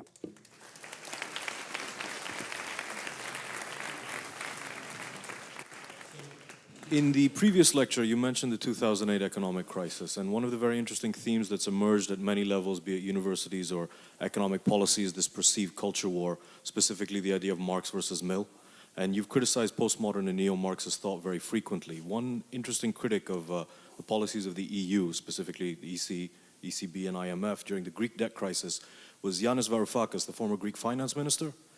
And his criticism of Mill was Mill's alleged contempt for the population, and Varoufakis' comments on the type of capitalism that results in too big to fail. He describes himself as an erratic Marxist. To me personally, he's an example of someone whose position on the philosophical mooring of policy is interesting to compare and contrast with yours. He's certainly not your typical Marxist or postmodernist, even though I'm not really sure what that means, but if you look at his work during the Greek debt crisis and his current work with DiEM25, he seems to be well-reasoned, well-positioned, and articulate. And I wanted to know if you had an opinion on that type of criticism of Mill, or his taking of a position as an erratic Marxist. Okay, I would say no to the specifics of the question. I don't think that I have the detailed expertise in order to answer the question at the level of analysis that where you formulated it. But I have something to say that's more general about the set of phenomena that you described. There's no doubt that distribution is a major problem that capitalism contends with imperfectly at best. And the distribution problem is the Pareto distribution problem, right? And it's something that Marx commented on, which mostly in the monetary sphere, is that money tends to accumulate in the hands of very few people. It's like, there's no doubt about that. Now, as we've discussed before, the people in whom hands the money accumulates do turn over more than people think, especially in countries that are functioning reasonably well. And it's really important that that happens. Yes. But that doesn't solve the problem of the fact that produced goods gravitate towards an extreme minority. Now, they're also produced often by extreme minority, which is also a problem.